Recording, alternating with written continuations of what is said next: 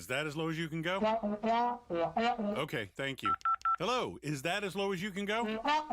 Okay, thank you. What are you doing? Calling around to get the best rate on a car loan. Why? Everyone knows Alcoa 10 is the best choice to purchase a vehicle or refinance your current loan. And with low interest rates and 90 days to your first payment, it's a no-brainer. You can even apply online and sign all the documents from the convenience of your home. Yeah, I don't know what I was thinking. Alcoa 10 Credit Union. It's so easy. Go to atfcu.com for details. Rates are dependent on credit score and equal housing lender.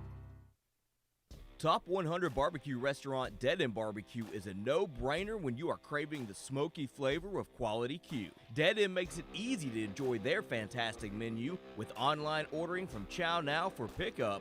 Or if you don't feel like leaving the house, then have Dead End BBQ delivered right to your door by Loco Knoxville or Bite Squad. There is no better restaurant in town to enjoy the madness of March with. Cheer on the Vols and the Lady Vols with the best barbecue around.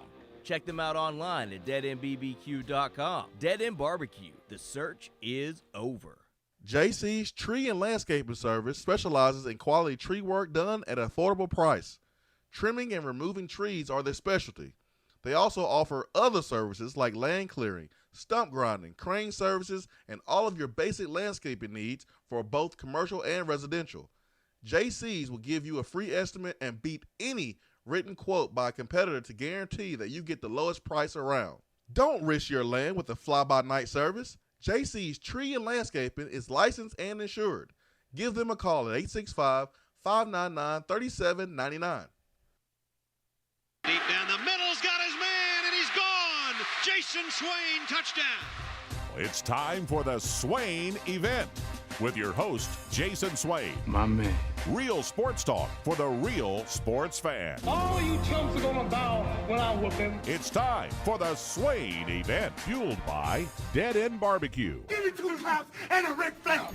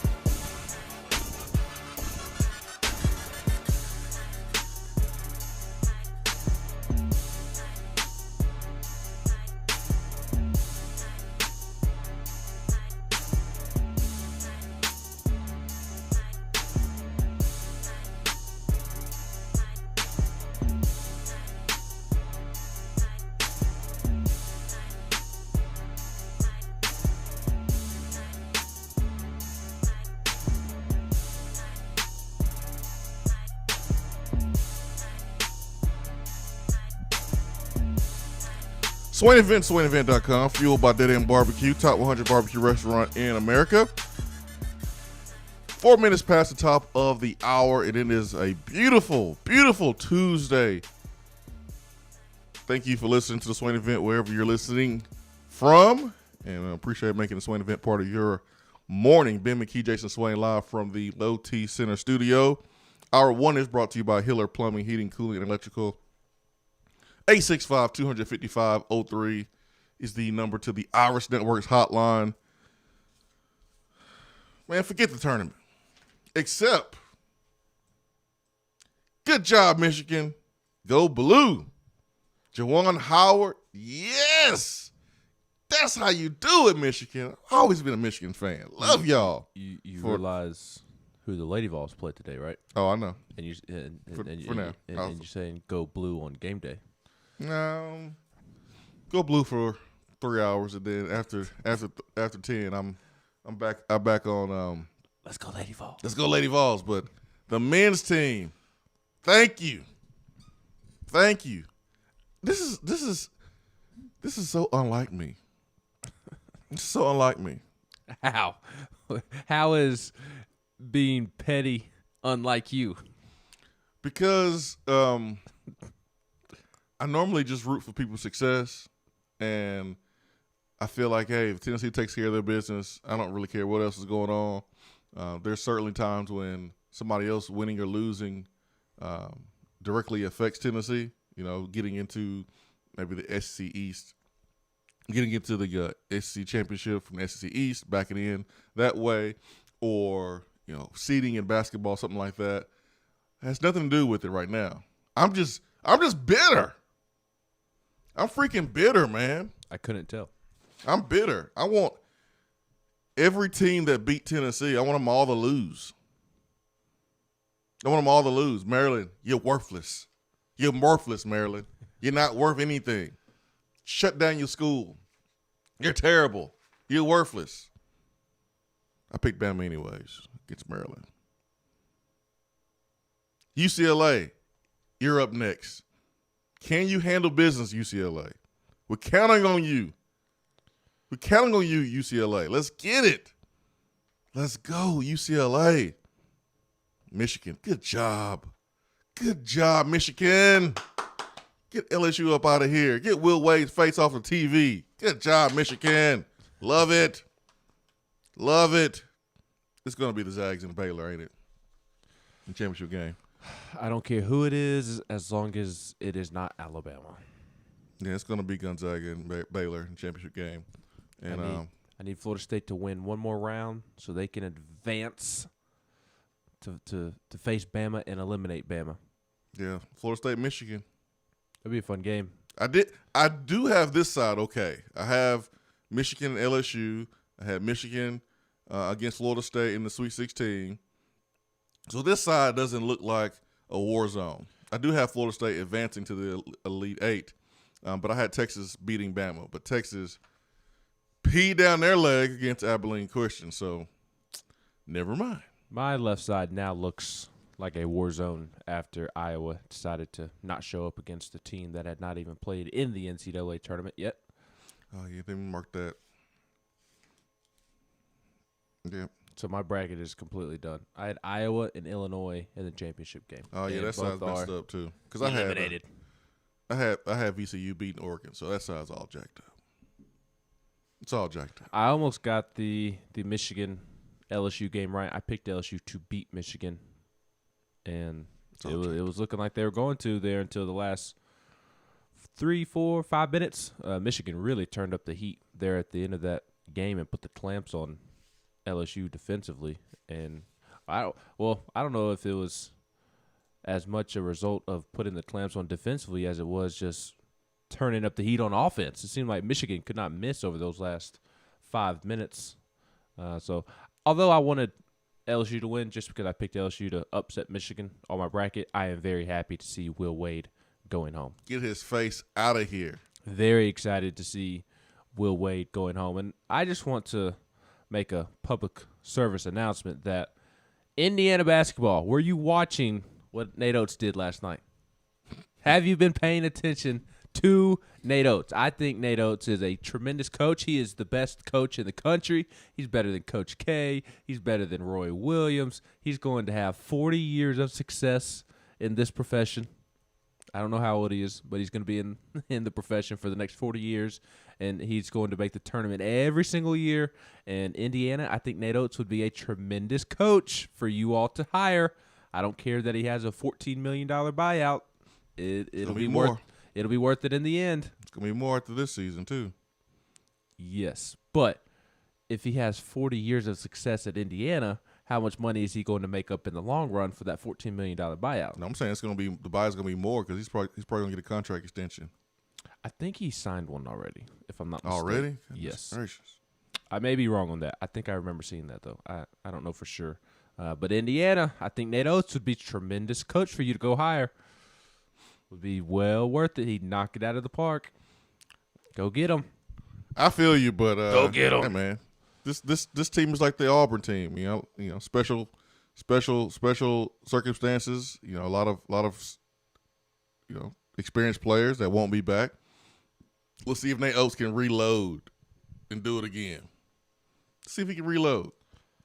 Yeah, that's true. I was actually thinking last night that this Alabama team reminds me somewhat of the Grant Williams, Admiral Schofield, Jordan Bone team because it's because of the Javon Quinterly thing. Like, he has just taken his game to a whole nother level, and his impact on the game feels like Jordan Bone's impact on the game. Like Alabama always had Herb Jones. It always had John Petty, kind of like how Tennessee had Grant Williams, had Admiral Schofield.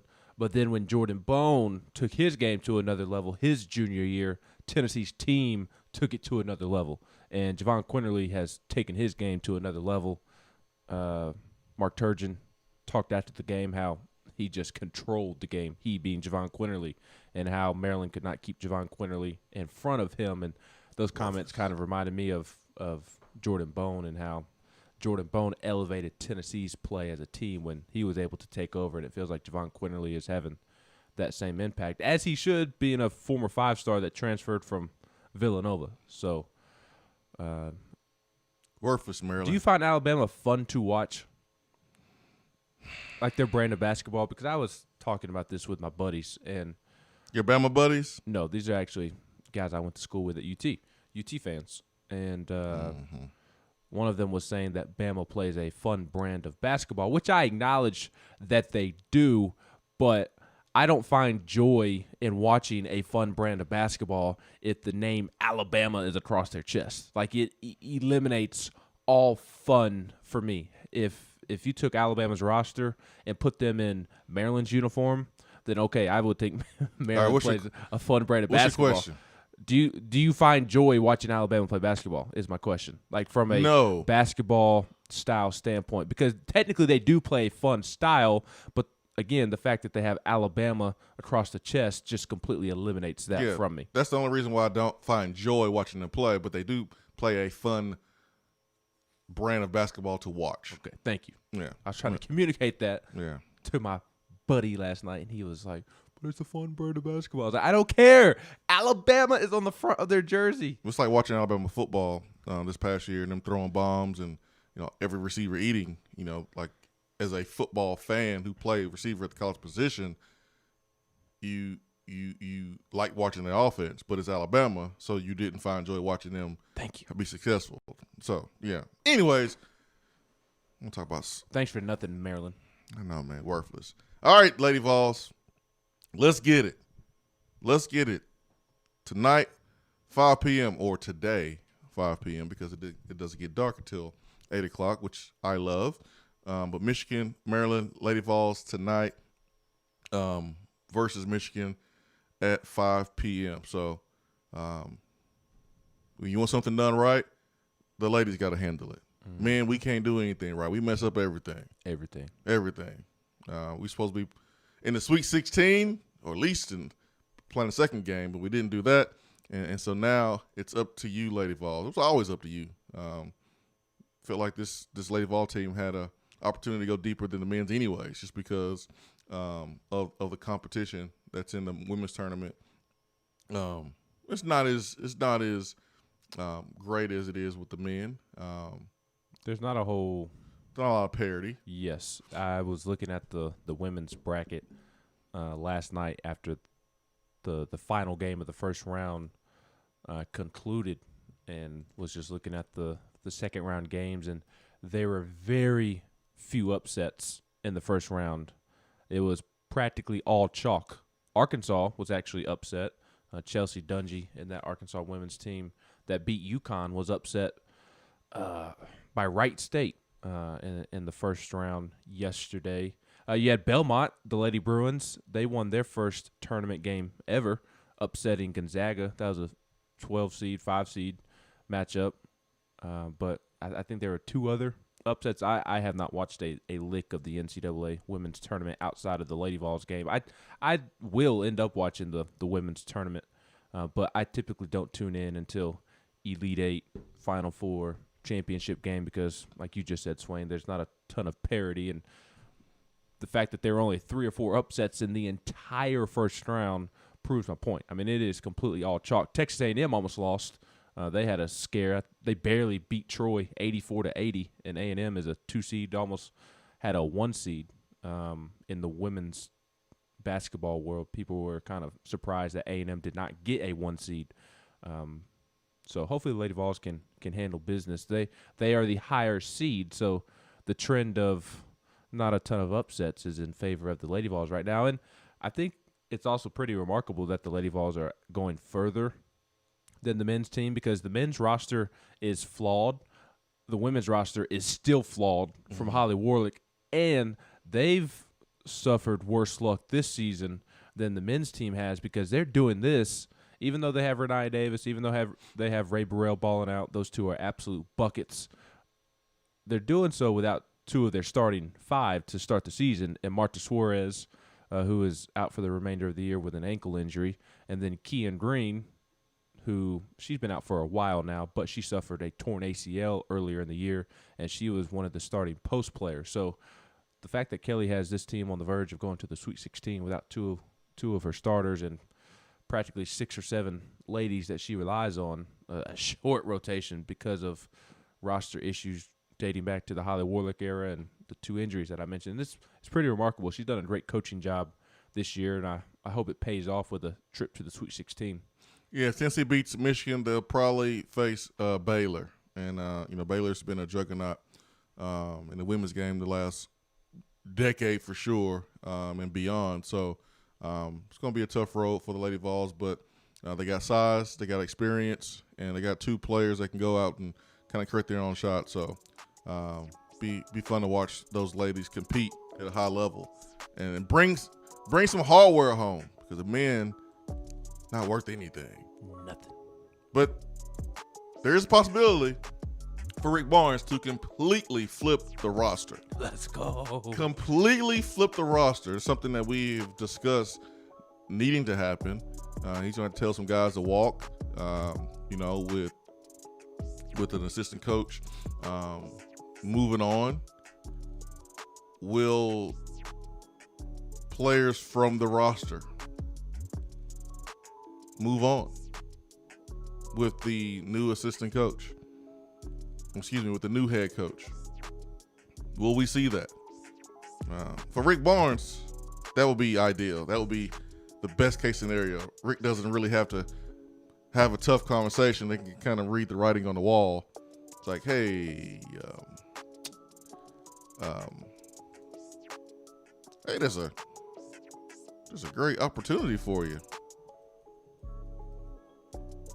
There's a great opportunity for you at George Mason if you want to go, because you're probably not going to play here. And then Rick Morris can go out there and go get those transfers.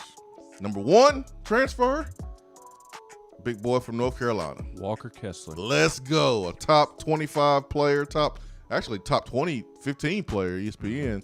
7'1", 5-star. Let's go. He visited Tennessee. He was very interested in Tennessee before picking North Carolina. That should be number 1 on Rick Barnes' list. We got to take a break. Our first break of the day.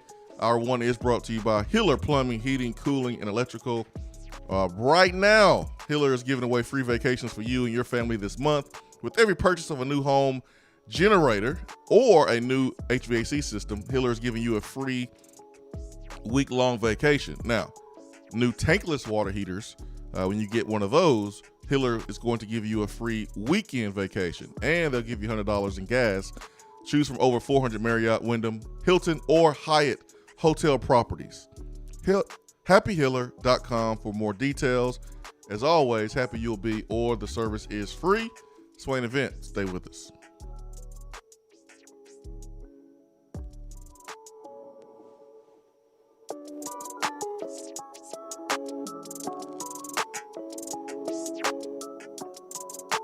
If you want to get in on the conversation, call the Iris Networks hotline at 865-200-5503. Grow your business with Iris Networks high-speed fiber internet.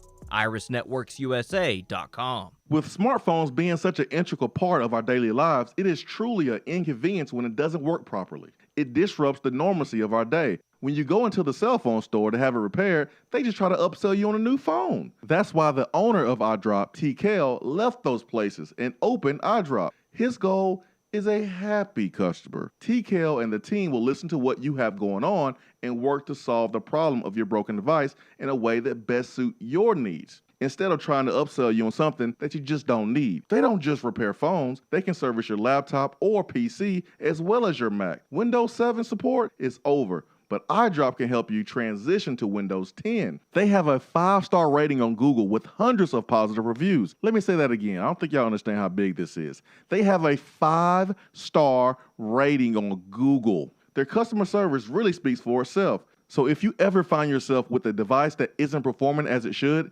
give iDrop a call at 865-888-9740 or check them out on Facebook at iDrop of Knoxville. If man made it, they can fix it. Voted Best Barbecue in City View Magazine and a top 100 barbecue restaurant in the country, Dead End is a no-brainer when you are craving the smoky flavor of quality Q. Dead End makes it easy to enjoy their fantastic menu with online ordering and local delivery with Valet Gourmet. That's right, you can have Dead End brought to you. Can't think of the spread for your next event? Get Dead End to cater it. Check them out online, deadendbbq.com. Dead End Barbecue. The search is over. It's a new season, which means it's time to rep your team in new ways with gear from Game Time Sidekicks. Rep the Vols with every sip with a new tie-dye tumbler or bottle. They also have a new NFL Players Association product line, so you can support your favorite VFL on Sundays. Want to put your own flair on a tumbler? Game Time Sidekicks has you covered with options to add your own text or even a monogram on the back of your favorite team tumbler.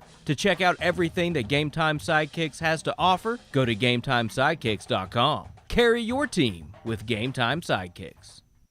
Out-of-town law firms have been swarming into East Tennessee lately. Firms from Memphis, Chattanooga, and Birmingham have stormed into the area. Wouldn't you rather do business with a local law firm? You know, a true neighbor. Marcos Garza and the pros at the Garza Law Firm are just that. They are our neighbors and friends that support local causes year-round. The Garza Law Firm works to serve you professionally on criminal matters, injuries and accident matters, and Social Security and disability filings. The Garza Law Firm is here for you at garzalaw.com. The Garza Law Firm. Let us help.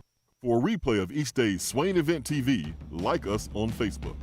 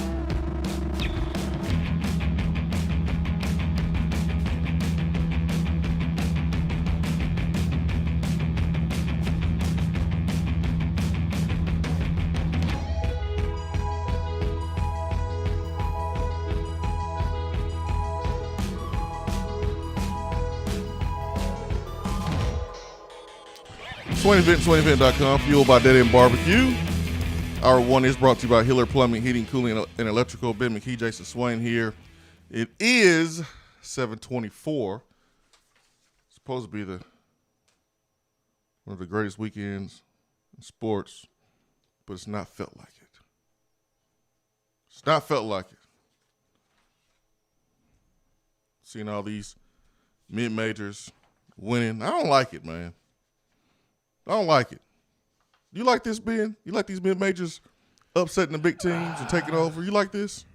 I like some of it. I don't like it. It's too much of it. I think I don't feel great about it. It's too much. Because Tennessee is out of the tournament. I would thoroughly enjoy it if Tennessee was still in the tournament. Yeah, it's too much. But Tennessee has completely ruined the NCAA tournament for me. So it's just like whatever. Yesterday was Josh Heupel's birthday, man. Tennessee football put out a video of him dancing. Yo, Heupel, where you get those moves from, man? I know he didn't get those from South Dakota. There's no way he got those from South Dakota. He picked those up in Norman, Oklahoma with his teammates.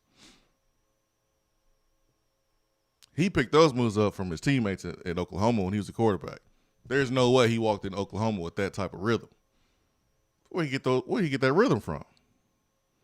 Ben, Josh Heupel got more rhythm than us. No, he does not. He does not have more rhythm than me. Did you see those moves? I did. He was getting it.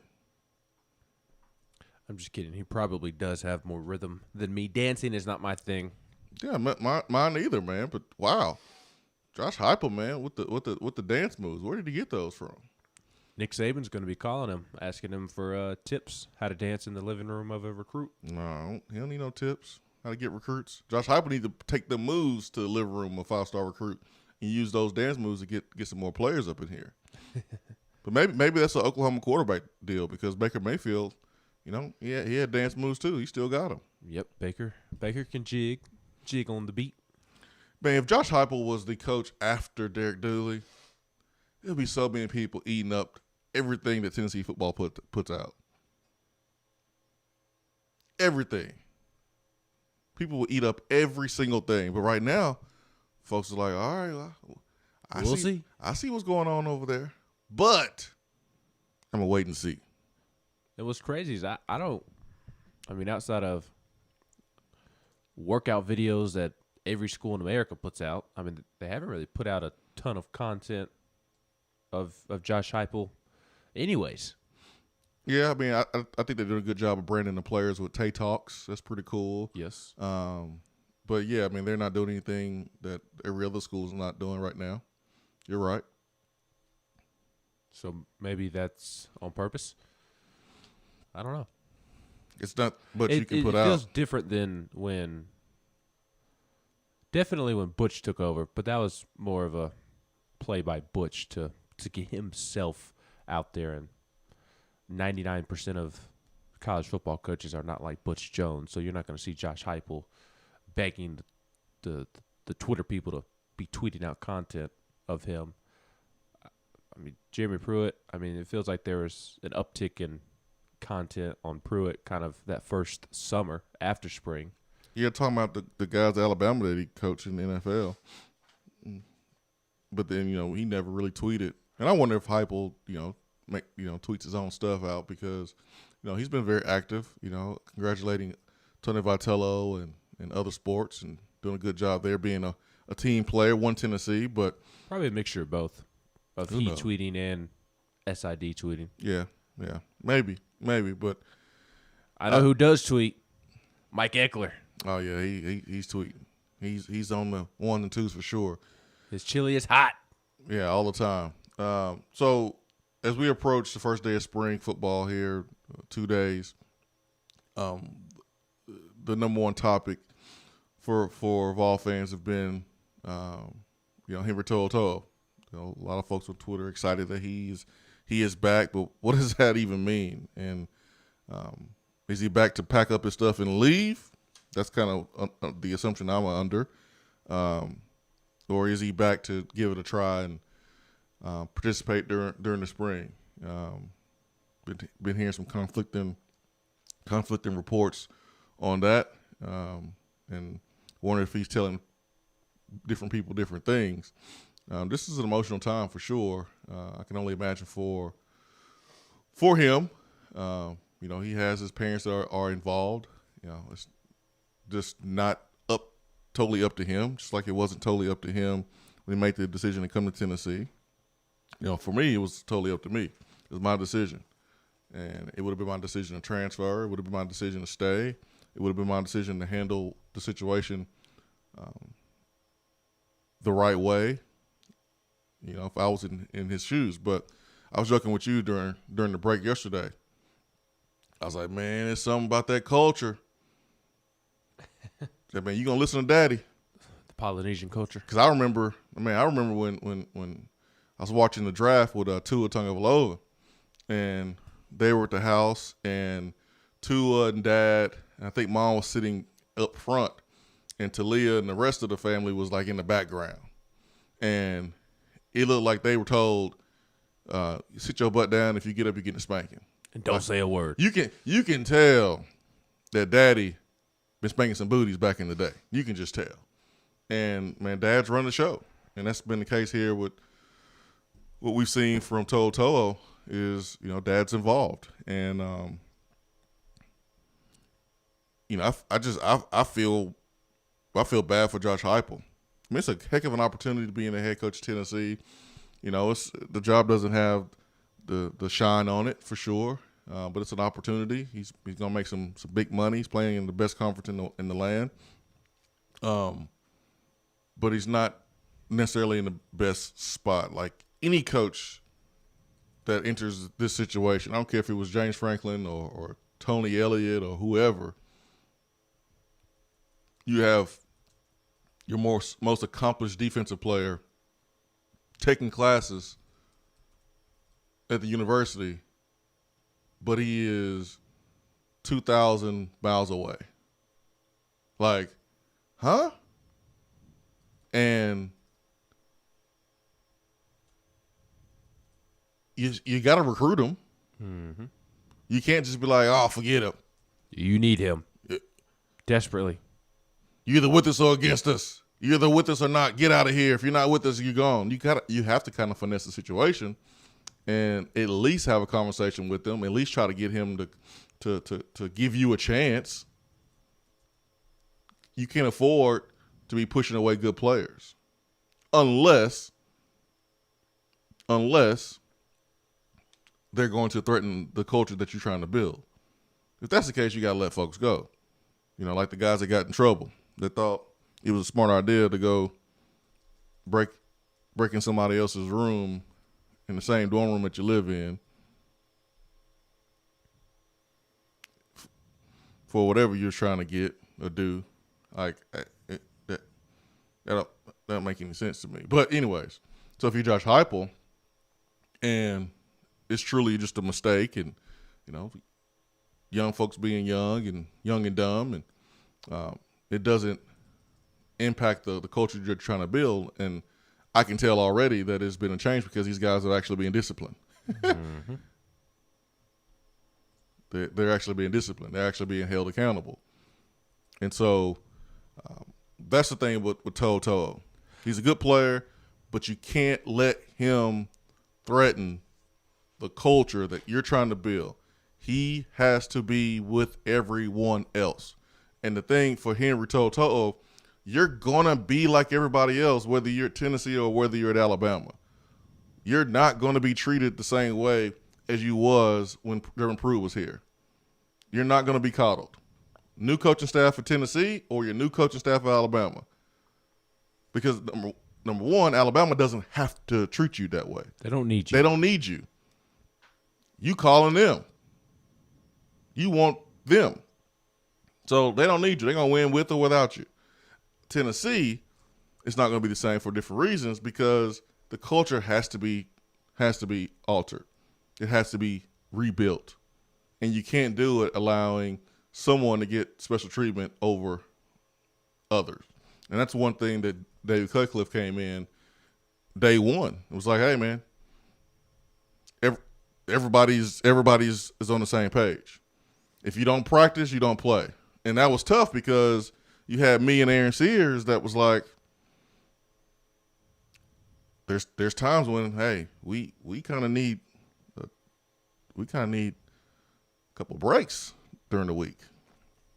We pounding on these knees and pounding on these toes and ankles.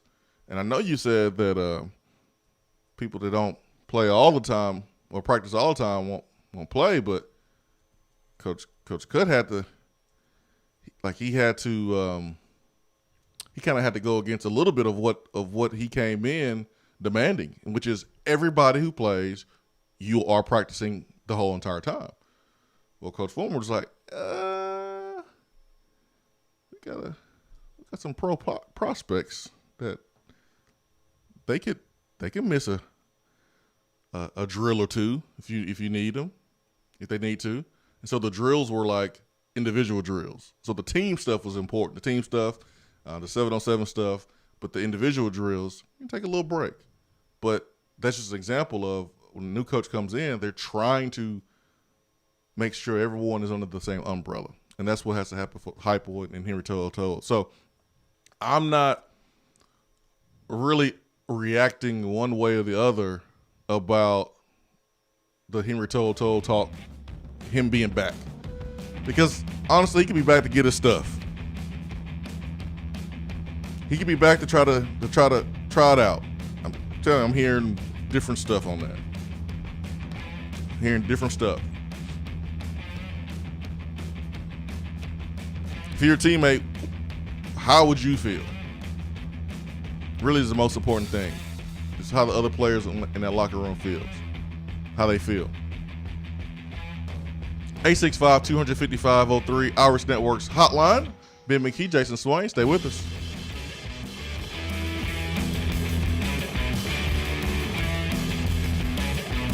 I'm Vince Moore, wide receiver, BFL 1991. And you're listening to the Swain Event.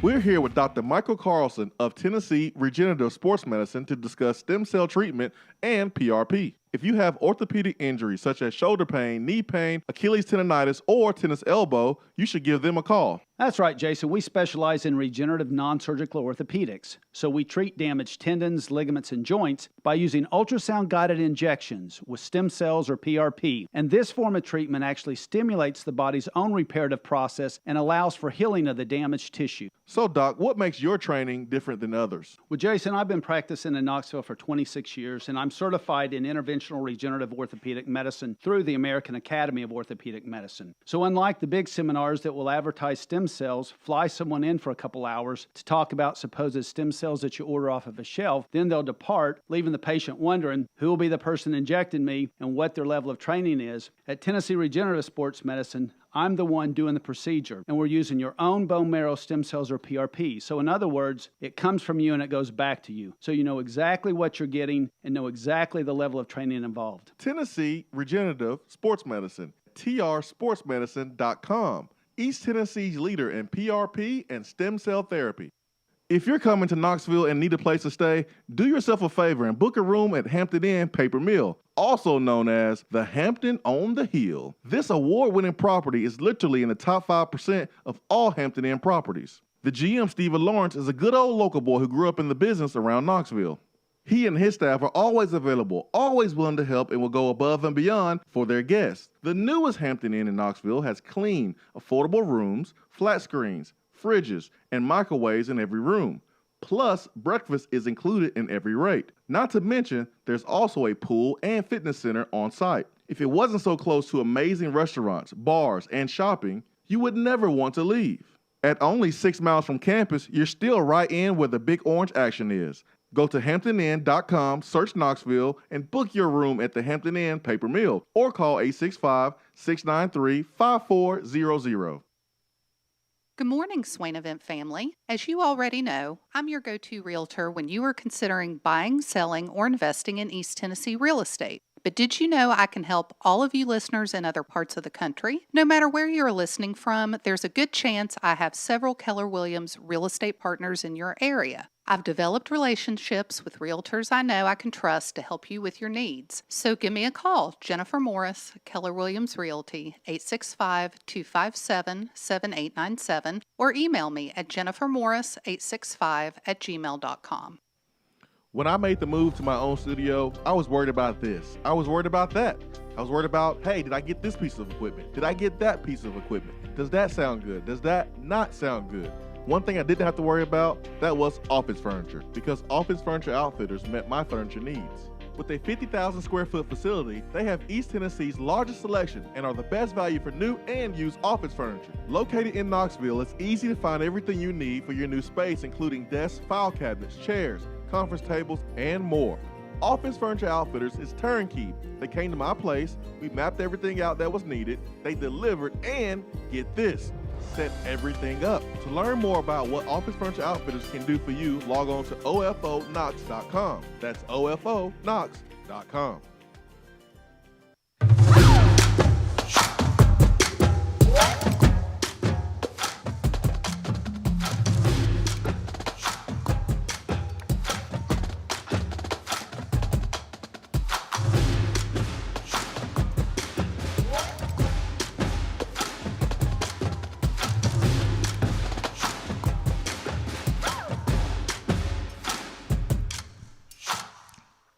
All right, let's get to around the SEC today. Ben McKee, Jason Swain here. 865-255-03 is our telephone number. Hope you're having a great morning. All right, Ben, what we got for around the SEC today? There is not a ton of football news going on other than the fact that spring practice is taking place, but not a ton other than that. Surprisingly, the SEC football news cycle is very quiet right now. I wanted to review how the SEC basketball teams fared over the weekend in the NCAA tournament as we head to the Sweet 16 and the Elite Eight. Florida opened up with a 75-70 win over Virginia Tech in overtime, advancing to the second round. Arkansas avoided an upset of Colgate, 85-68 to advance. Tennessee was the only SEC team on day number one of the NCAA tournament that lost. They obviously lost to Oregon State 70-56. Ole Miss did partake in the NIT on Friday, and Ole Miss lost to Louisiana Tech 70-61. So you had Ole Miss losing in the NIT, and then on Saturday, Mississippi State took place in the NIT, and they beat St. Louis 74-68 to advance to the next round of the NIT. And then in the NCAA tournament that day, you had LSU beating St. Bonaventure 76-61. LSU beat down St. Bonaventure. Alabama avoided an upset of Rick Pitino. Alabama was only up 33-32 at halftime, but pulled away the second half and won 68-55.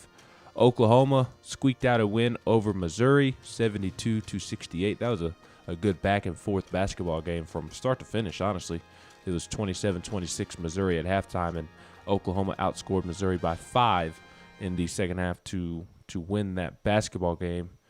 So Tennessee, Missouri, the only two SEC teams to lose in the opening round of the SEC tournament, and then Arkansas turned around and beat Texas Tech 68-66. I believe we mentioned it yesterday. That was a very fun basketball game.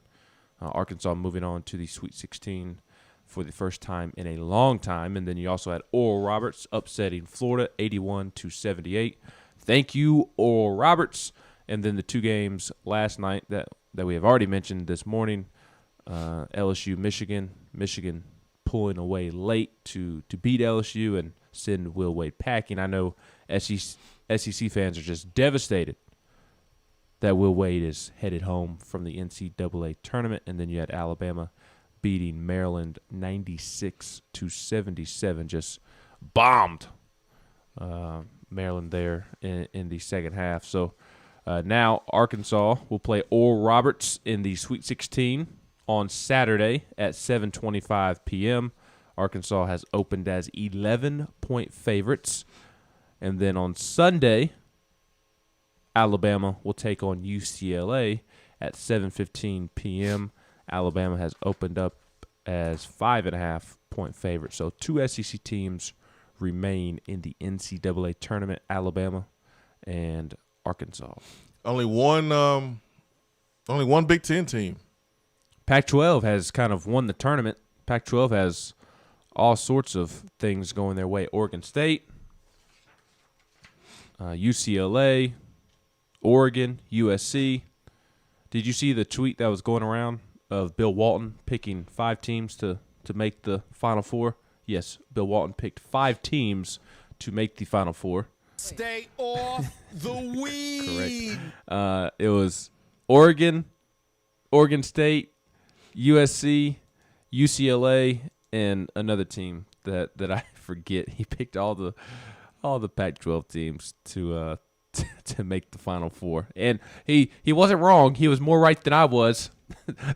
Bill Walton picked a Final Four of 5 teams, and he was more right than I was. So I'm not even going to say anything. Who do you want to win between Oregon State and Loyola Chicago? I'm petty. I'm bitter. I don't care. Neither team. You have to pick one. Somebody has to win. Who do you want to win?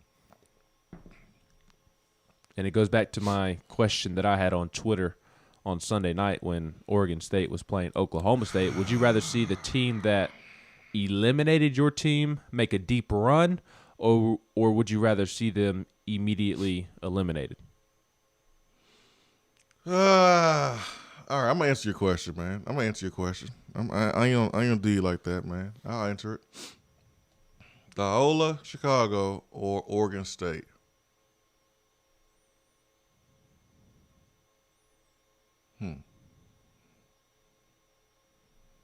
Oregon State.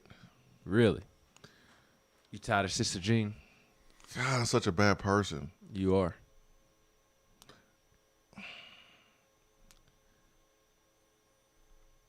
I don't have a problem with Sister Jean. It's just that that's all they talk about. They make the tournament about her the entire time. It's like they're going to overdo it. That's why. They're gonna overdo it. They're gonna make the whole thing about Sister Jean. It was annoying then. After a while. At first it was beautiful, it was awesome, it was great. Man, she's older now. She's 101. It's an awesome story. But they're going to make her the only story. And there's other stories.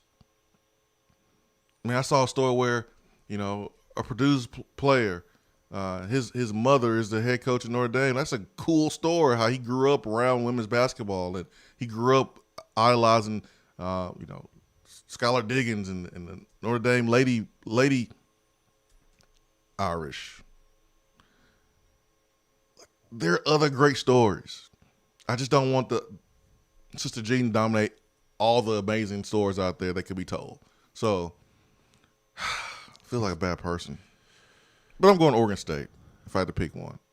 Now, what about the second part to that question? Because it's my birth state, too. I feel that, and they're from Chicago. I got more connections. Wrong with you. I know I got more connections to Loyola, Chicago than Oregon State, but you're a hater.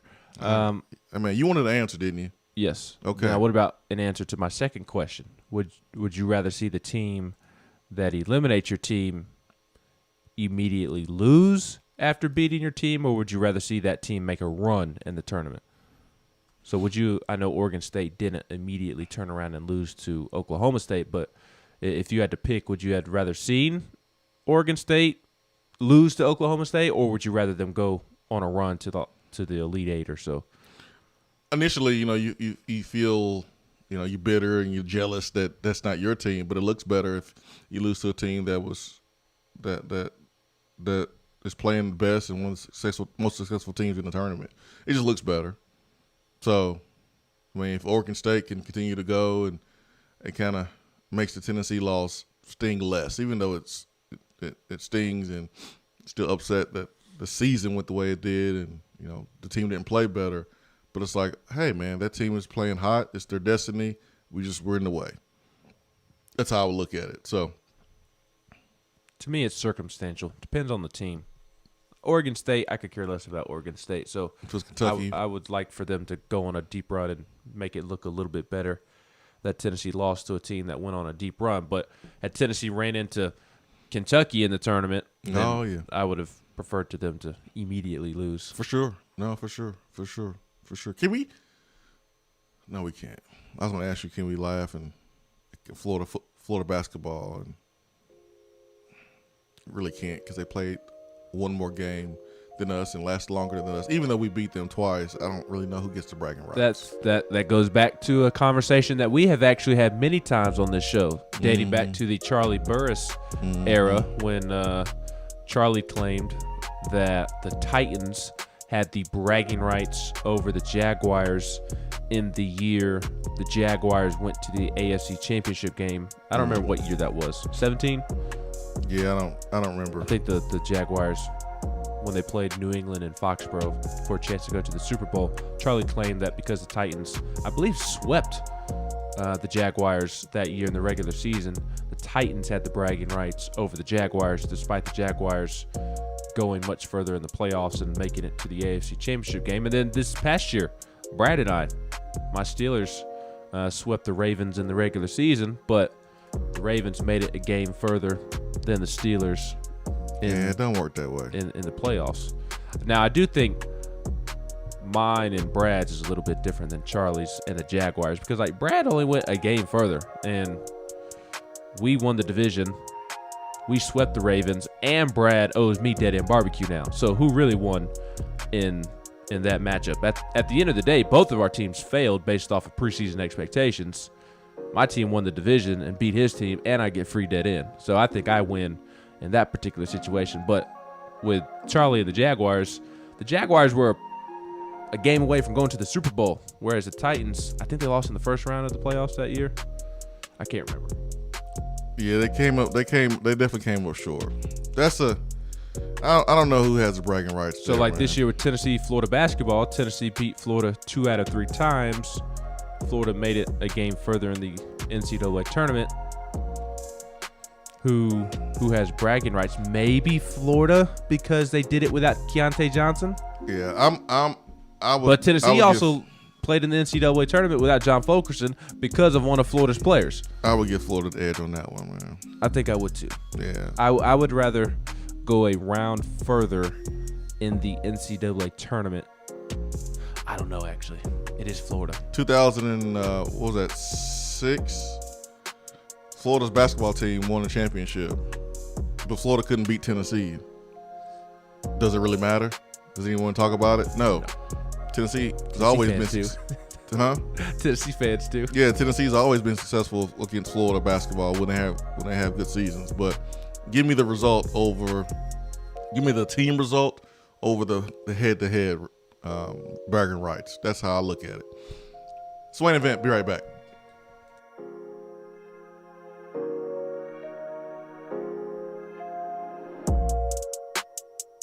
At work, can't call in? Don't feel bad. You can talk to the guys on the text box. It's part of the free Swain Event app.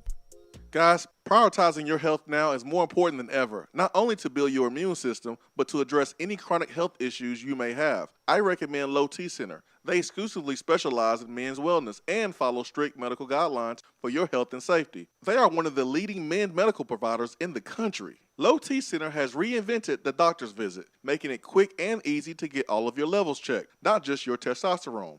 It starts with an annual wellness exam, where they do a comprehensive health assessment so you know all the numbers to your health. If you've been feeling tired, grumpy, have noticed a weight gain, or loss of muscle mass, these can all be signs of low testosterone level, low thyroid, or even sleep apnea. Low T Center can determine the cause and help. And now they offer monitored self-inject at-home testosterone treatment, including a take-home blood pressure monitoring cuff. At Low T Center, most insurance is accepted. Book your annual wellness exam or annual physical today. Go to lowtcenter.com. Low T Center, reinventing men's healthcare. Top 100 barbecue restaurant Dead End BBQ is a no-brainer when you are craving the smoky flavor of quality Q. Dead End makes it easy to enjoy their fantastic menu with online ordering from Chow Now for pickup. Or if you don't feel like leaving the house, then have Dead End BBQ delivered right to your door by Loco Knoxville or Bite Squad. There is no better restaurant in town to enjoy the madness of March with. Cheer on the Vols and the Lady Vols with the best barbecue around. Check them out online at deadendbbq.com. Dead End BBQ, the search is over. More and more Tennessee businesses are switching to Iris Networks for reliable, local, high-quality, high-speed business fiber internet. Iris provides direct internet access from 10 megs to 10 gigs with no payments for 90 days. Iris also offers next-generation business phones with work from anywhere capability from the mobile or laptop app. With local sales, support, and service, Iris is a partner in the community. Learn more at irisnetworkusa.com or call 865-448-IRIS. Iris Networks, a Tennessee business connecting Tennessee businesses. I just wanted to come by and congratulate you on the great work you've been doing. I like your style. You remind me of a young me. Failure is not an option. That boy is good. Don't remind yourself, nobody built like you. You design yourself. Attaboy. Attaboy is brought to you by Made in Tennessee Business Fiber Internet from Iris Networks. Find business solutions for you at irisnetworksusa.com.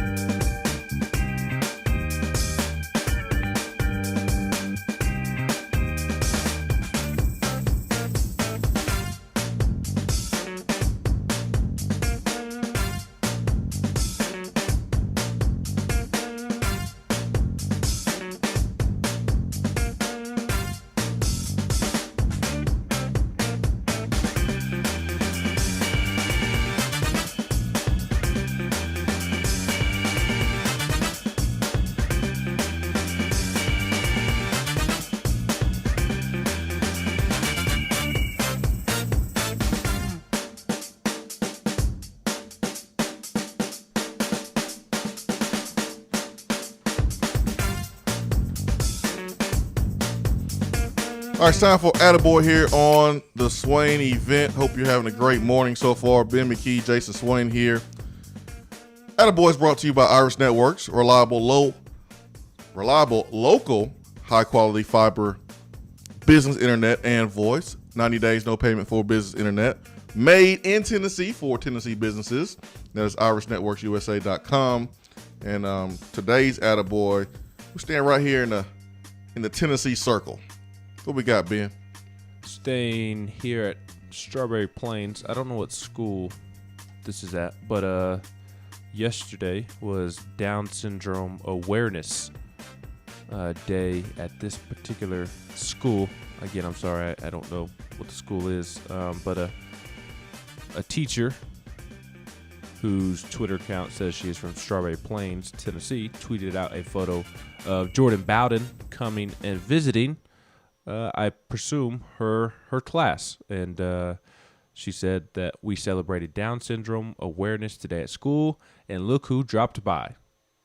We love you, Jordan, and tagged Jordan in the tweet. And the tweet included 4 photos of Jordan hanging out at school with these kids. So shouts out to Jordan Bowden, continuing to do great things, and just an awesome person.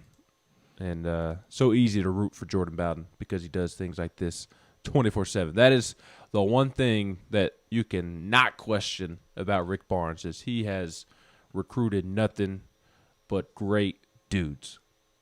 Great dudes. Yeah, looks like this was in Strawberry Plains. I figured it was. Because the lady who tweeted it, her location is Strawberry Plains. Mm-hmm. So, and she said, look who dropped by. So, going Sherlock Homeboy, putting the clues together, Jordan Bowden's in Knoxville. Yeah, for sure. Hey man, you got a couple months of eligibility, Jordan Bowden. For next year, we can use you. We can use you, Jordan Bowden. You should have about 2 weeks. 2 weeks of eligibility. We'll take 2 weeks. In SEC tournaments worth of eligibility? Yeah, he should be able to just join Tennessee's basketball team next year's SEC tournament.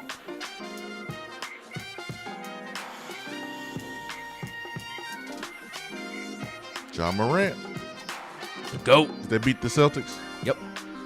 Take that, Nathaniel Rutherford. So you're rooting for Ja over Grant Williams? No, I actually found myself when Grant made 2 3-pointers last night, and I think he only took 2. I think he was 2 for 2, maybe 2 for 3, whatever.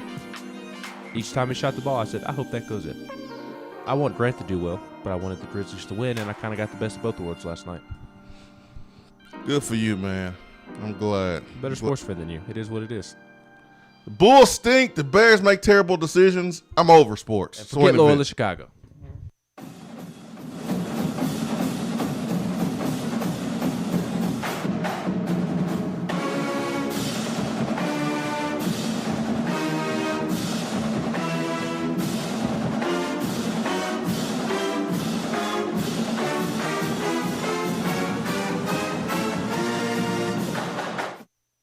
There, Swain Event listeners. I'm excited to share my new Keller Williams Realty app so you can tour homes without leaving yours. Not only can you search for homes in specific areas and neighborhoods, you can also have access to real-time market snapshots on stats like average home price and days on market, plus commute times from your office, school zones, and much more. Download my app today and get the most accurate information on buying, selling, and investing in real estate in your area. Just search for the Keller Williams Realty app and click on More in the lower right-hand corner. Type in Jennifer Morris in the Your Agent search bar, then save and you're set. And as always, feel free to reach out at 865-257-7897 or email me at jennifermorris865@gmail.com. More and more Tennessee businesses are switching to Iris Networks for reliable, local, high-quality, high-speed business fiber internet. Iris provides direct internet access from 10 megs to 10 gigs with no payments for 90 days. Iris also offers next-generation business phones with work-from-anywhere capability from the mobile or laptop app. With local sales, support, and service, Iris is a partner in the community. Learn more at irisnetworkusa.com or call 865-448 IRIS, Iris Networks, a Tennessee business connecting Tennessee businesses. Is that as low as you can go? Okay, thank you. Hello, is that as low as you can go? Okay, thank you. What are you doing? Calling around to get the best rate on a car loan. Why? Everyone knows Alcoa 10 is the best choice to purchase a vehicle or refinance your current loan. And with low interest rates and 90 days to your first payment, it's a no-brainer. You can even apply online and sign all the documents from the convenience of your home. Yeah, I don't know what I was thinking. Alcoa 10 Credit Union. It's so easy. Go to atfcu.com for details. Rates are dependent on credit score and equal housing lender. Touchdown or turnover is backed by Alcoa 10 Federal Credit Union, a place where you belong.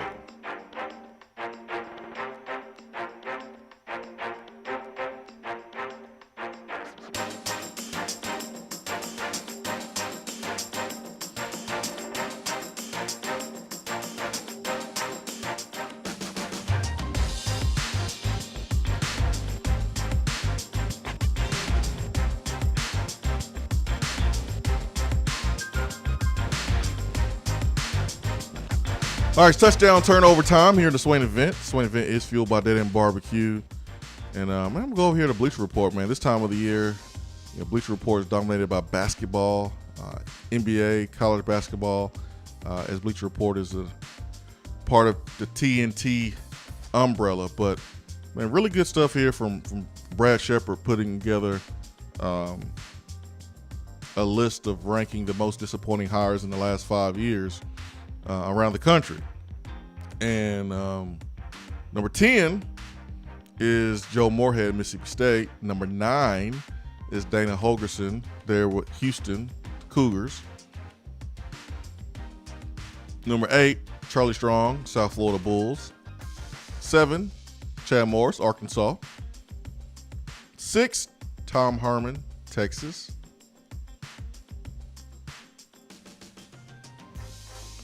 A lot of connections with those last 3 guys I read. Number 5, UCLA, Chip Kelly. Number 4, Scott Frost, Nebraska. Number 3, Willie Taggart, Florida State. Number 2, Jeremy Pruitt, Tennessee. Number 1, Les Miles, Kansas. Touchdown or turnover.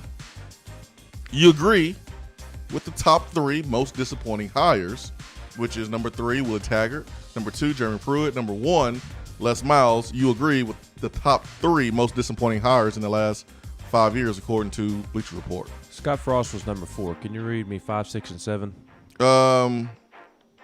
5 is Chip Kelly, UCLA. 6 is Tom Herman, Texas. And then 7 is Chad Morris, Arkansas. So touchdown turnover, the top 3, which is Les Miles, Jeremy Pruitt, and Willie Taggart, you agree that they should be in the top 3. Top 3 most disappointing hires in the last 5 years. Yes, I agree. And it's because particularly the top 2 ended in scandal.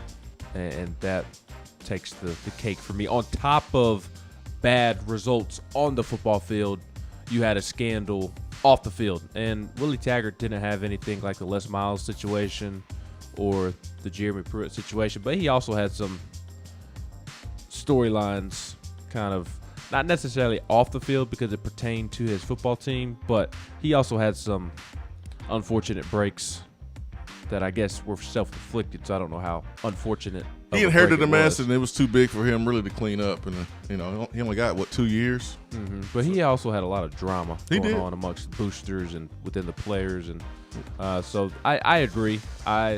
I think you could make a case for actually Chad Morris to be number 3 over Willie Taggart. I mean, Chad Morris was just absolutely horrific at Arkansas. Did not win a single SEC game in 2 years. Surely, I mean, I don't know this for fact, but I imagine Willie Taggart won at least 1 ACC game. That in and of itself is better than Chad Morris. I mean, he went 5-7 in his first year there at Florida State, and then 4-5 in his second season. I mean, goodness gracious, I'm pretty sure he's at least won 1 SEC game in those 9 and 2 years.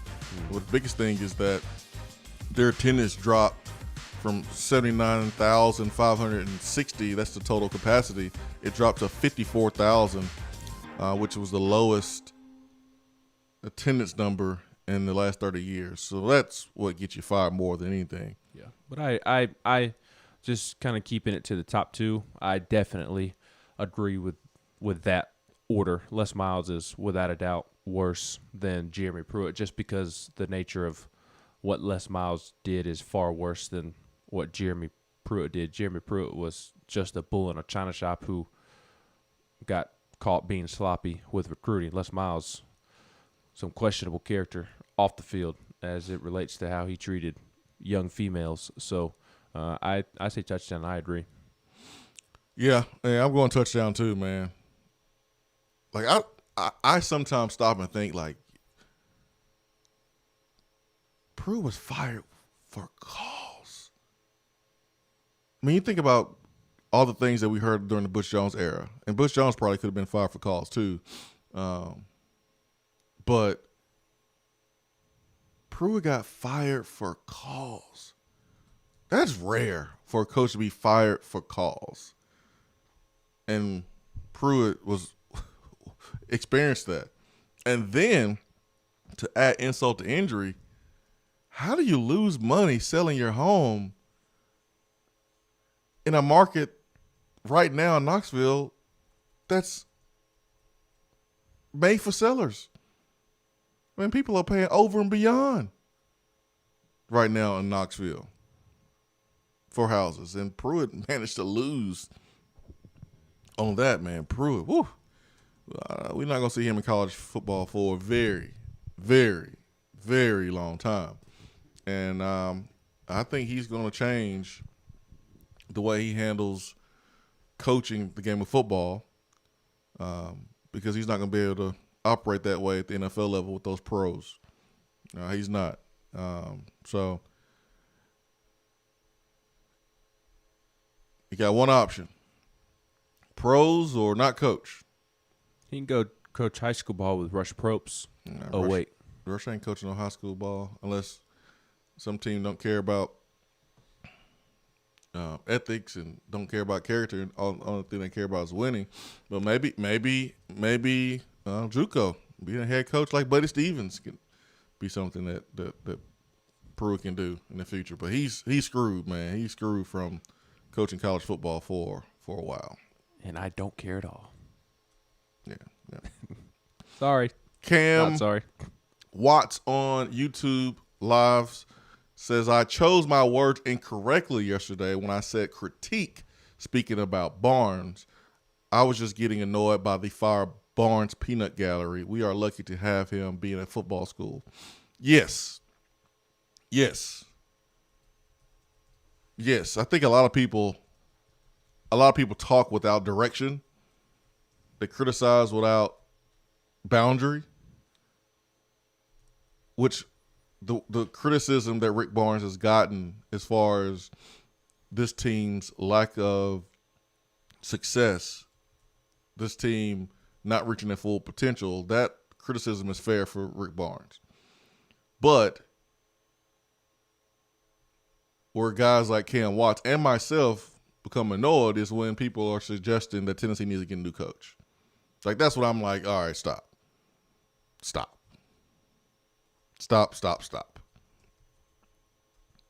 You're losing me. You lose me with that. Rick Barnes getting paid $5 million a year, not to have first-round exits, not to recruit at this level and then do less with more. He's not paid to do that. It's happened one time. It doesn't need to be a recurring thing.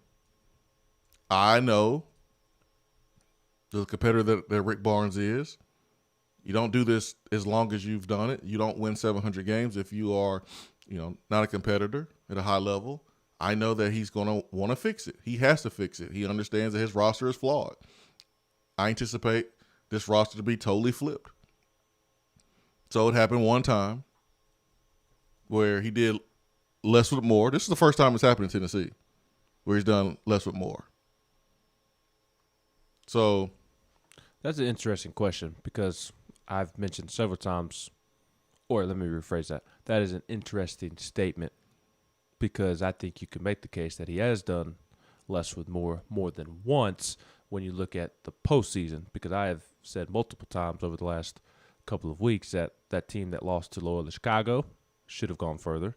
And I don't necessarily blame Rick for the loss to Purdue because there were some unfortunate scenarios in that game that were just out of Rick's control.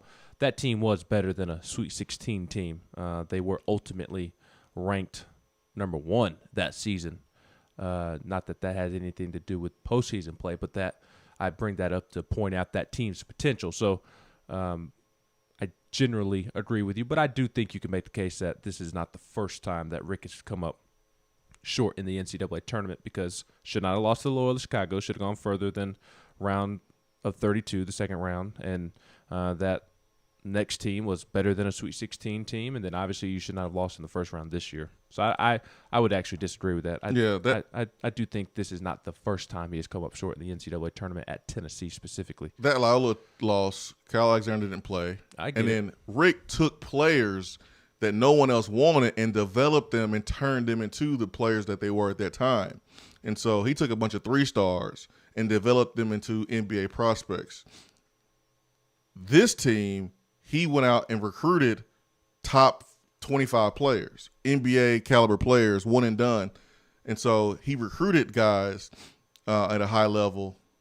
You got Josiah Jordan James. You got 3 5-stars. So when I look at the statement, doing less with more, Rick Barnes actually built up those 3-stars and built up that team to be in that position, where in this case, he basically recruited, I won't say inherited, but he recruited these guys and did less with more.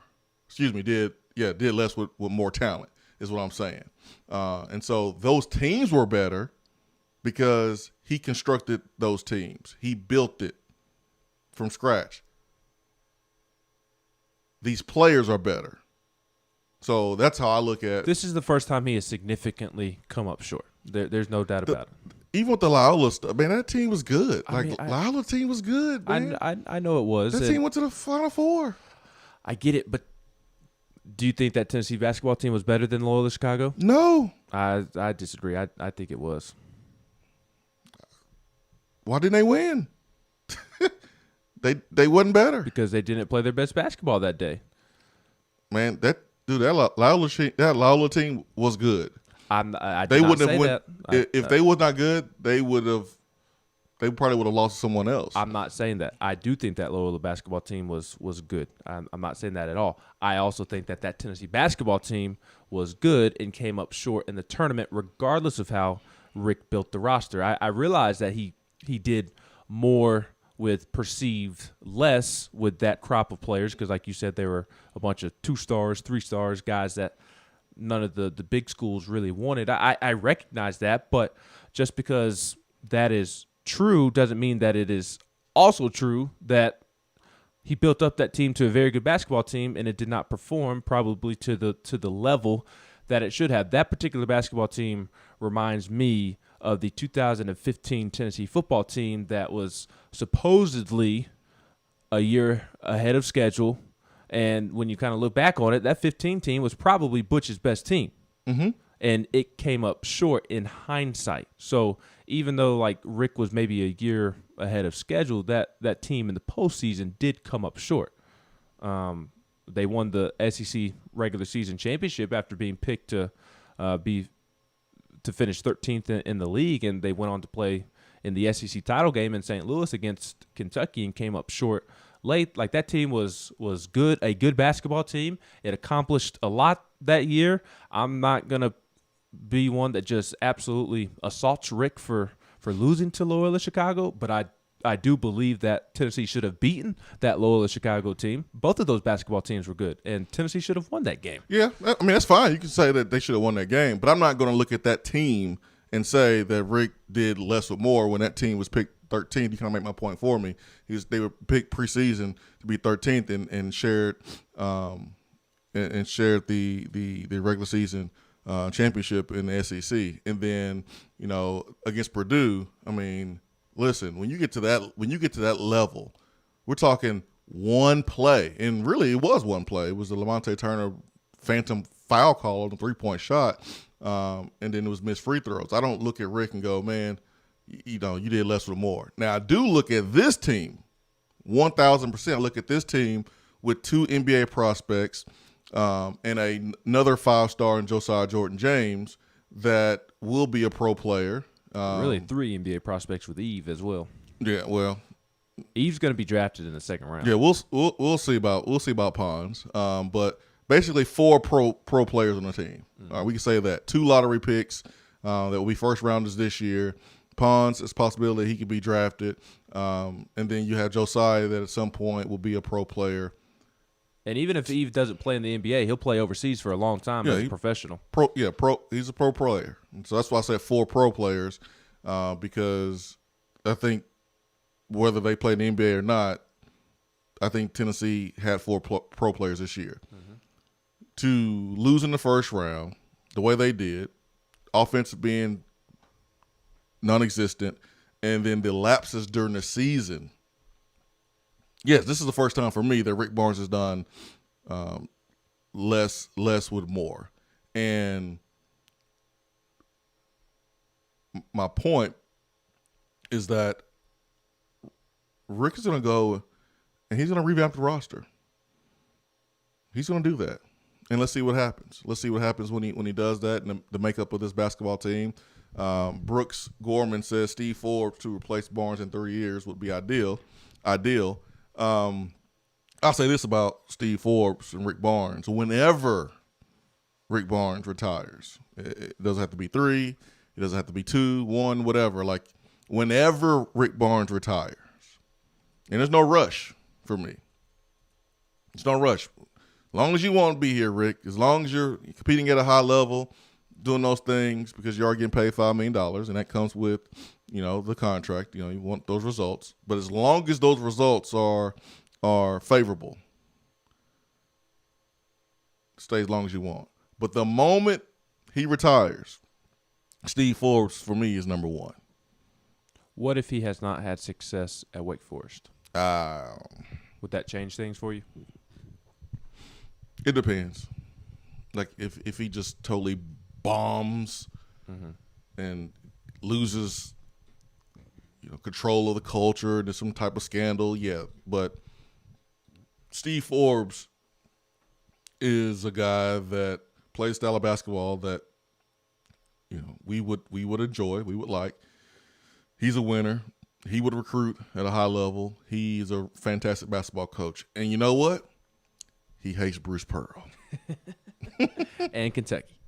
He hates Bruce Pearl. He hates Kentucky. And Memphis. He loves Tennessee. I got a chance to meet his wife at a Dead End cooking class.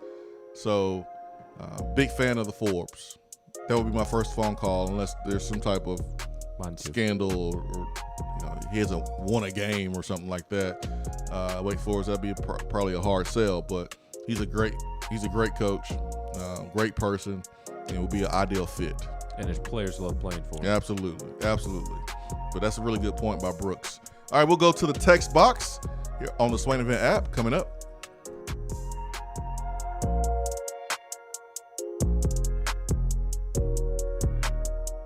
While the other guys are taking guesses, the Swain Event is taking you behind the scenes and in the huddle every morning from 7 till 10 right here.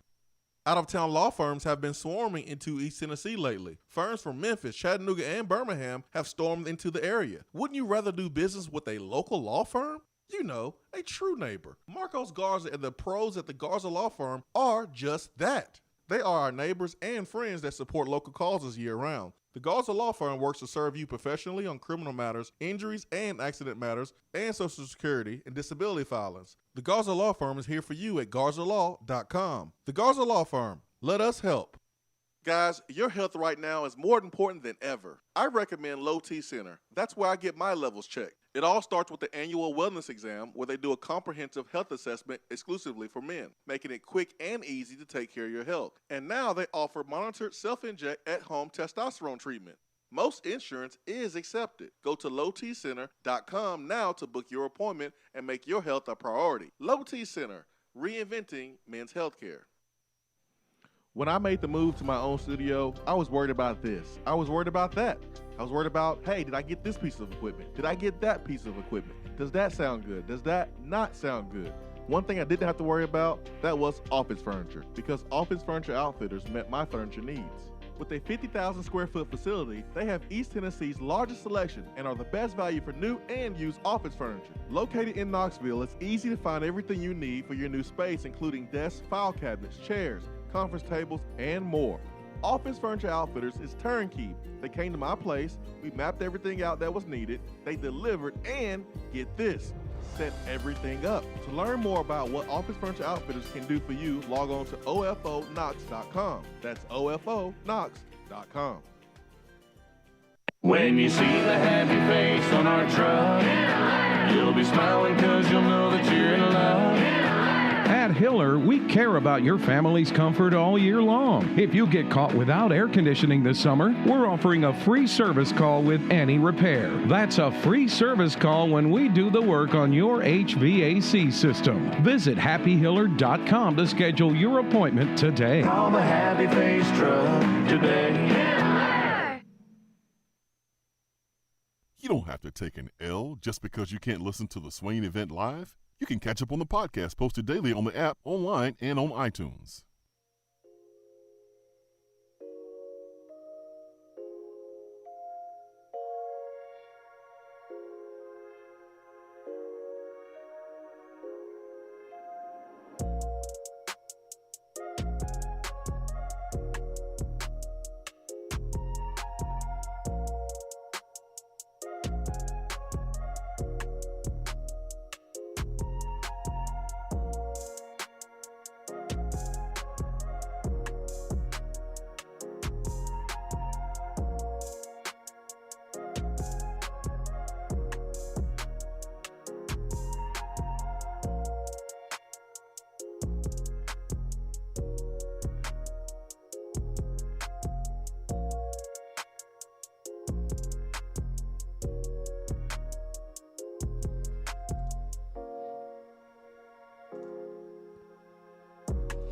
Twitter is like an extension of the text box. So Ricky B says, my problem with Tennessee under Rick Barnes is his recruitment of two positions, another alpha at the 4 or 5 at the Grant, and a sharpshooter.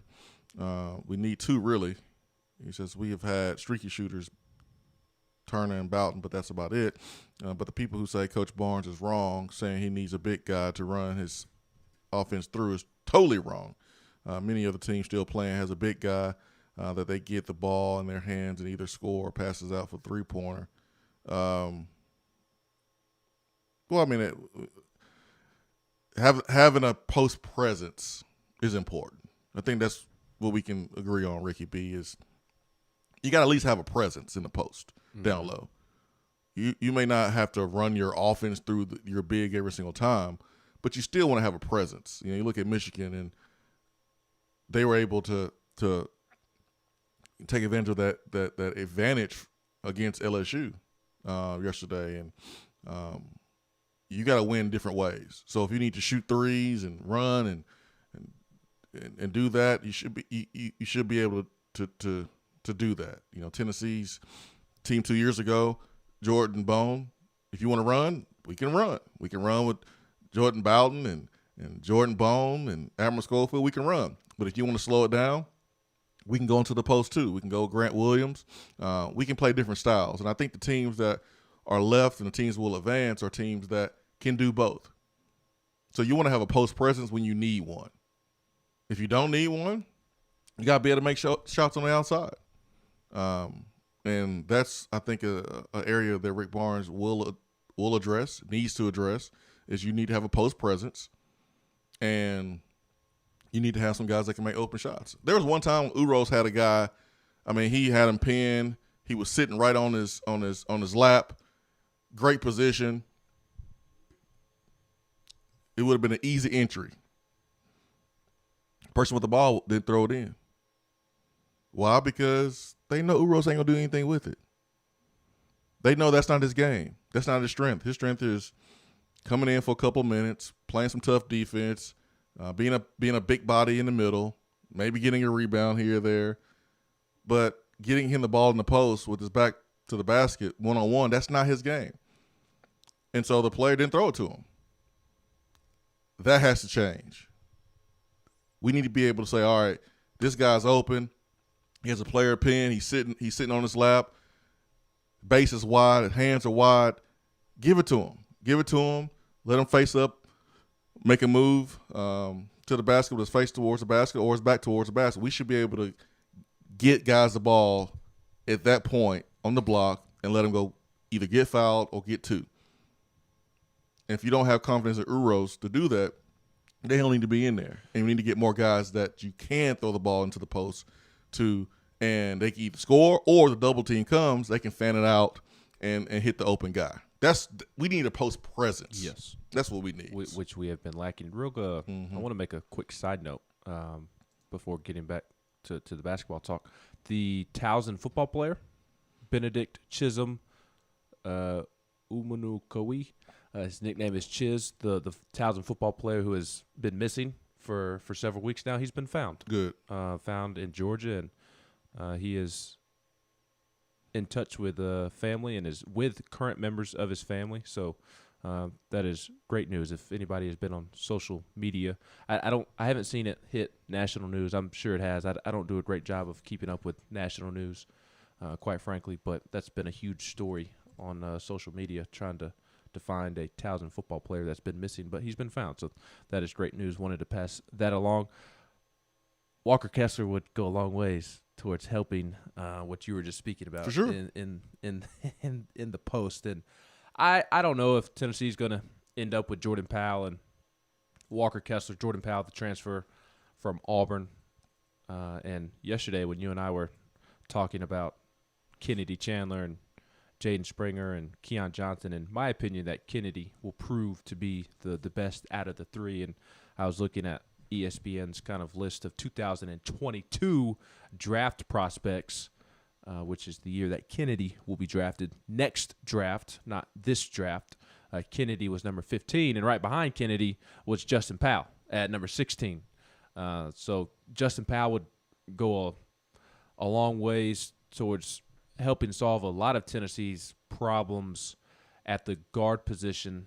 And I feel like Tennessee's main two problems at the guard position is consistent shooting.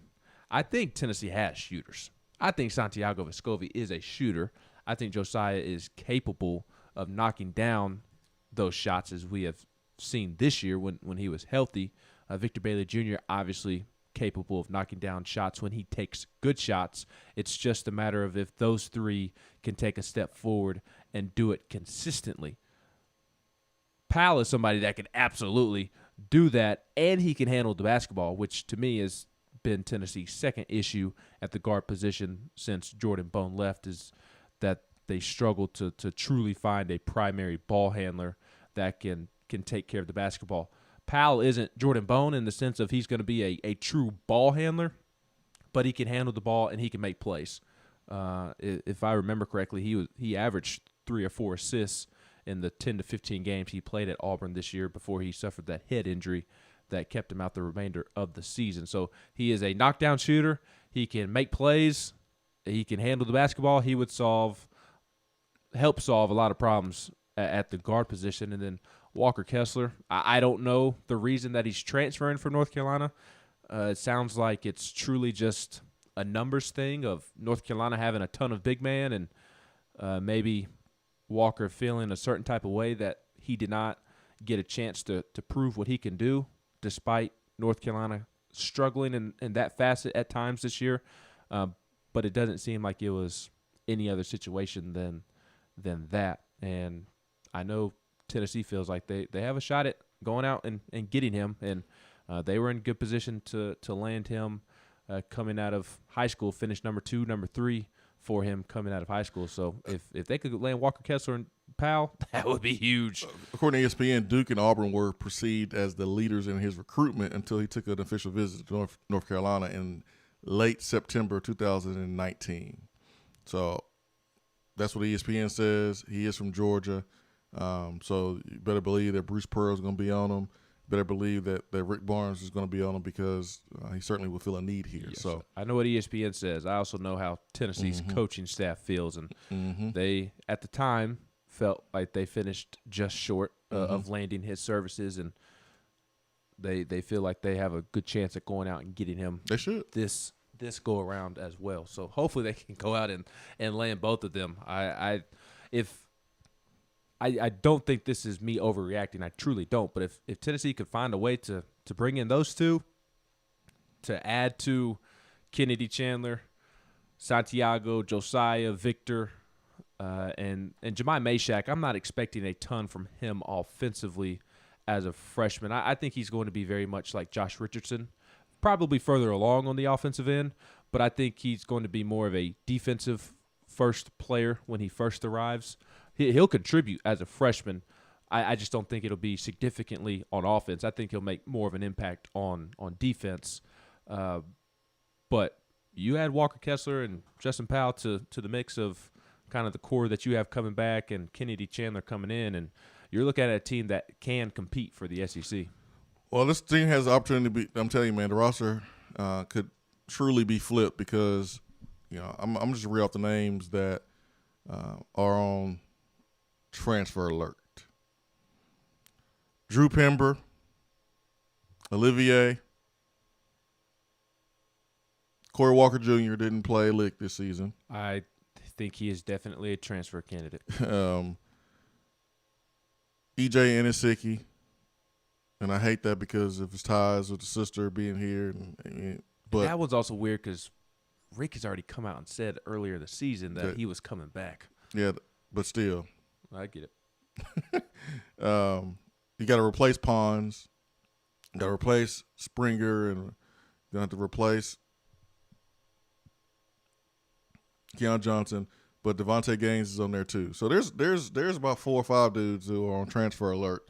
And so Rick will be able to truly flip this roster over if he plays it right. He could have anywhere from 3 to 6 spots to fill. With Keon Pons and Jaden leaving, that's obviously 3 names right there, and that's Jemai Meshack, that's Kennedy Chandler, and then a third spot that opens up, which probably will go to a freshman, whether that's a player that reclassifies from the 2022 class to the 2021 class, or whether that's an additional transfer. But then, so that's just the 3 that are moving on to the professional ranks.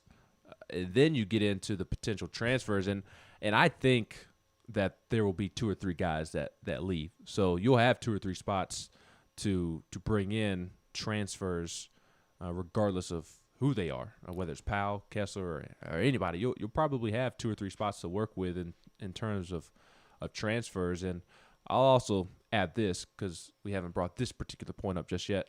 Put me in the camp of 1,000% wanting John Fulkerson to come back. I absolutely want John Fulkerson to come back. ATL VFL says, I think Springer needs another year, needs to create outside shot. So, football fans, this is basketball, and basketball drafts a lot on potential, and you can be a first round lottery pick. Jaden can be a lottery pick with the current jump shot that he has.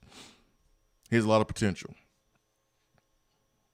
Each year, there's actually about 90% of the first round is off potential. You see guys being drafted from overseas.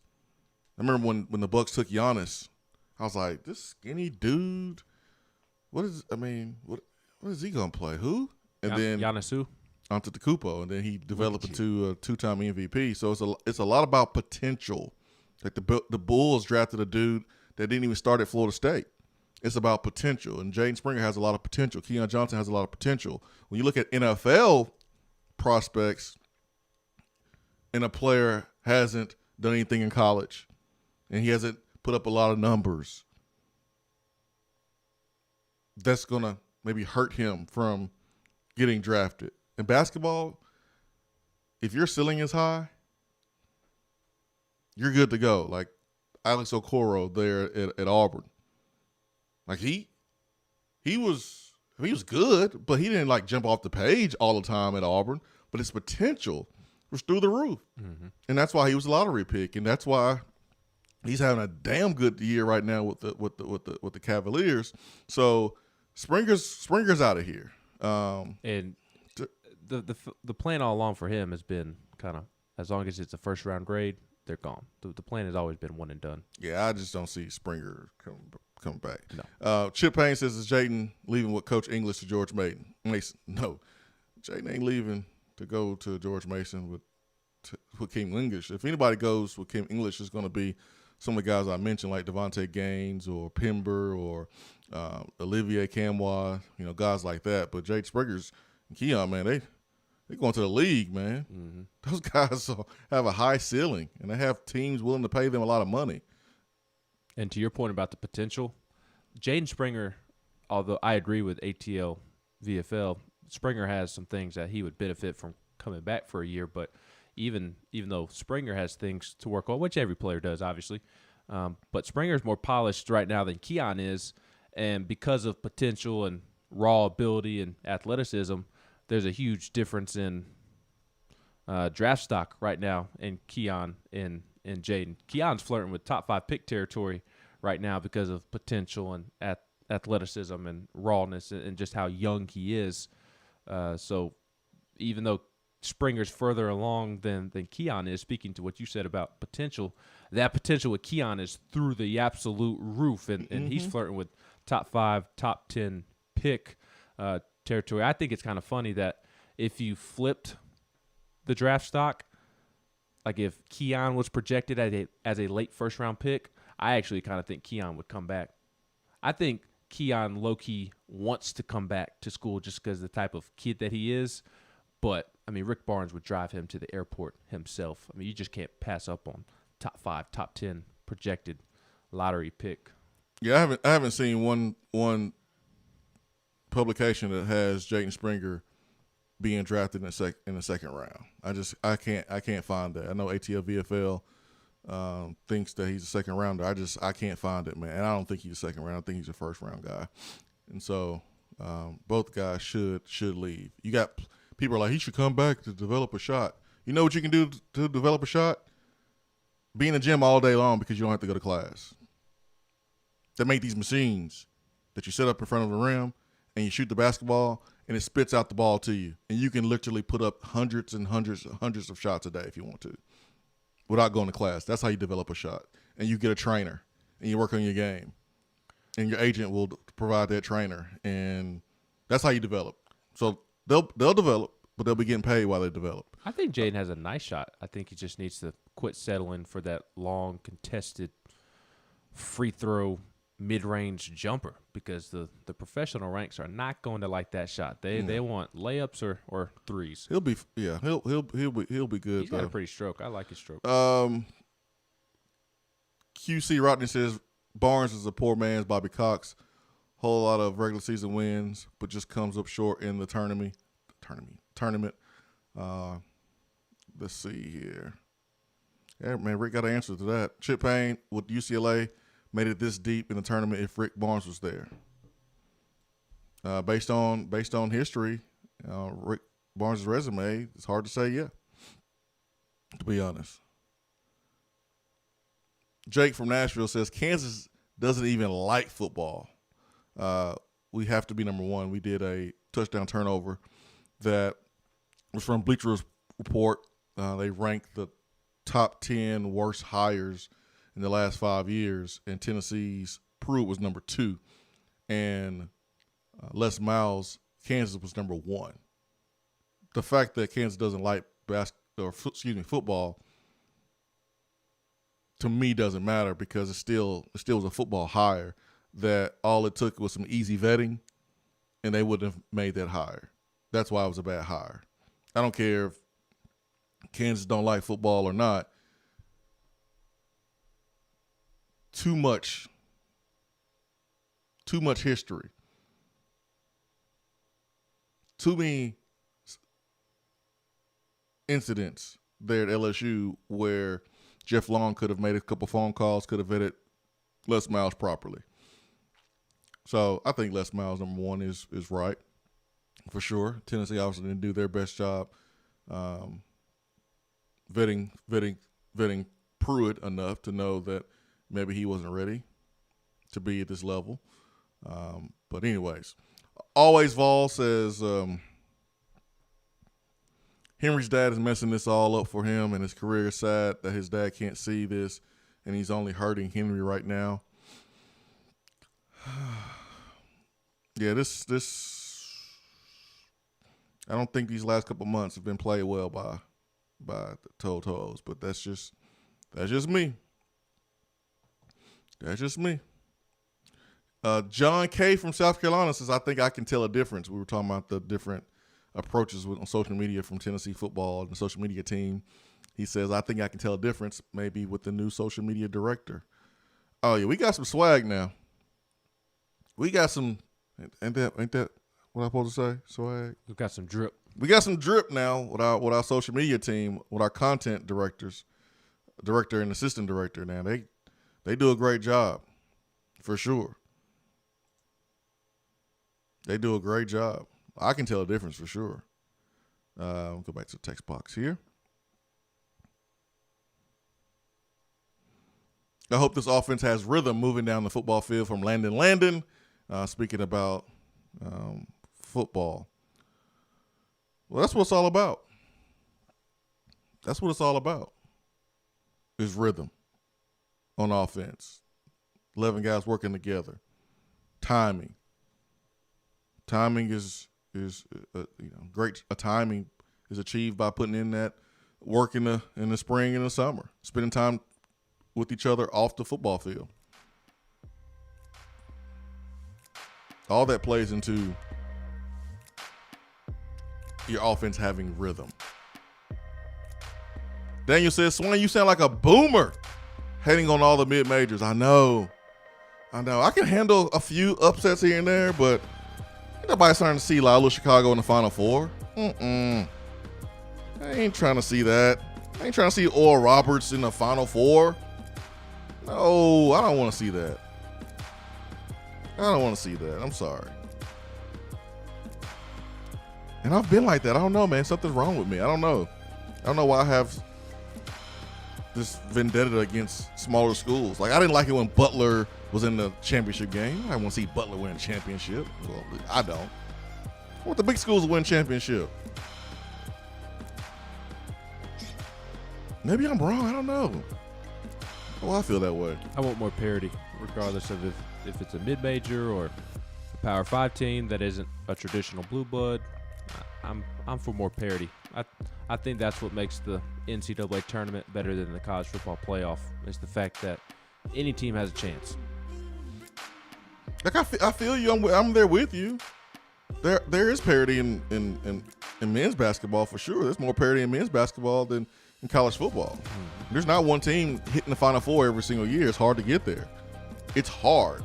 If it was easy, Duke and Kentucky would be there every single year because they get the most talent, which is why I take that in consideration when criticizing and critiquing Rick Barnes, because even Coach K and Coach Kyle and Bill Self with all the best talent can't get to the Final Four.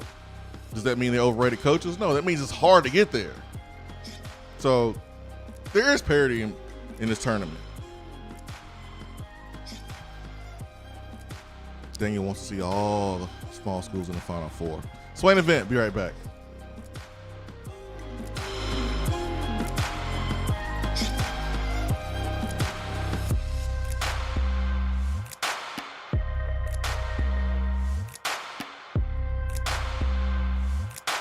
For what is coming up on the Swain Event.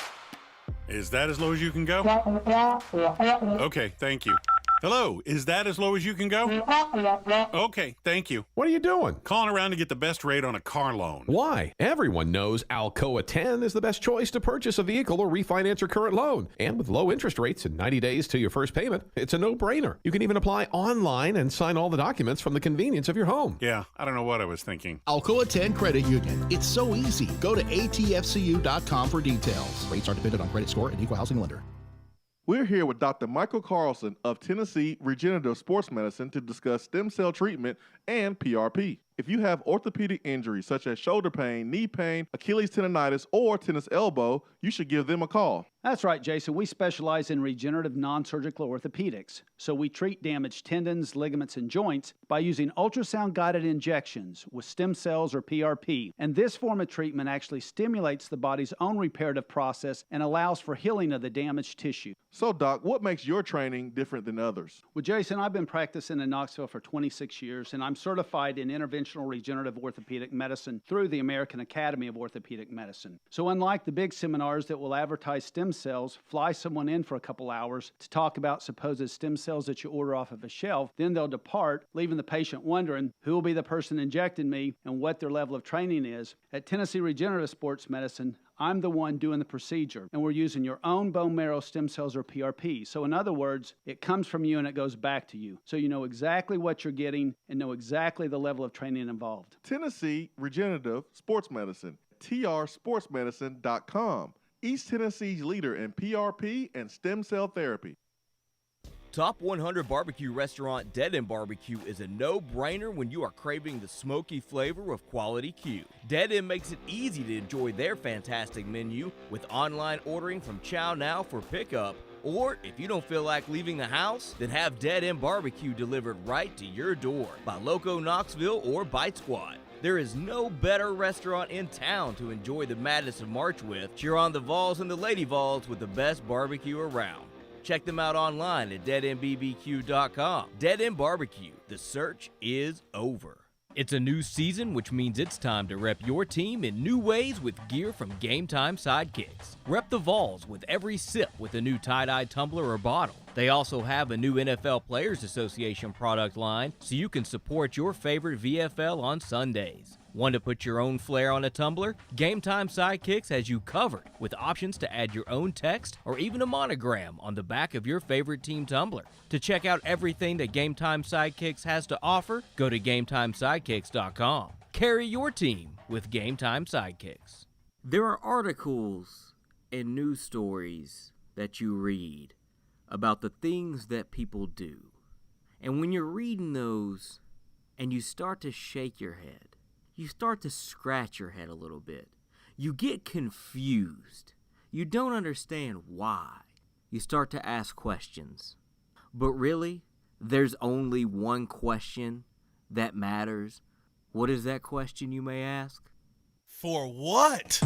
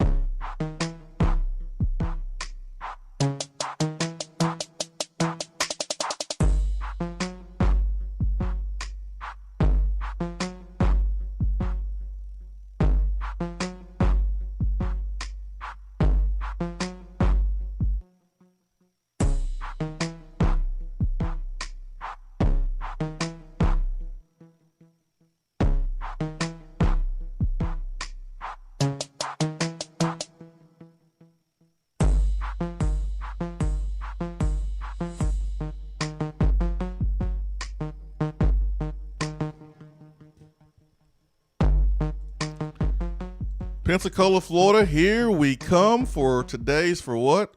The capital for what's is the state of Florida. Pensacola, Florida. An assistant principal at an elementary school is accused of assessing the school district's internal system to cast fraudulent votes for her daughter, who was elected homecoming queen at her high school. A Florida Department of Law Enforcement said. On Monday, agents arrested Laura Rose Carroll, who's 50 years old, and her 17-year-old daughter on multiple charges stemming from the October homecoming vote at Tate High School in Pensacola. The investigation began in November when the school district reported unauthorized access into hundreds of student accounts. according to a news release from the agency. Investigators found that in October, hundreds of votes for the school's homecoming court were flagged as fraudulent. In the news release, there were 117 votes from the same IP address within a short period of time. The investigation found. That's when the investigators found evidence of the unauthorized access to the system linked to Carol's cell phone and computers at her home. There were 246 votes cast for homecoming court from those devices. Carol is an assistant principal at an elementary school in Pensacola.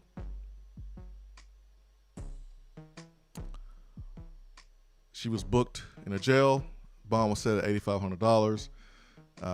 Daughter was taken into custody, and she was expelled from Tate High School. For what? For what? All of this to be the homecoming queen? This sounds like a freaking movie, man. This sounds like a teen movie. This would be great with some Drew Barrymore or Barry Drew Moore or whatever her name is. You said it right the first time. Drew Barrymore. It'd be great, man. It's a high school teen movie. This is perfect.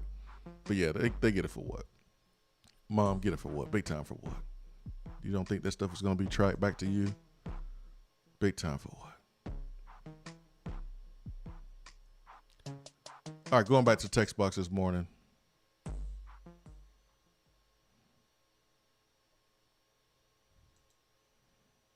That happened on the 8th. That happened on the 16th of March.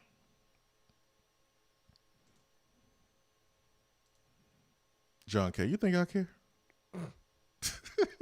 John K., you think I care?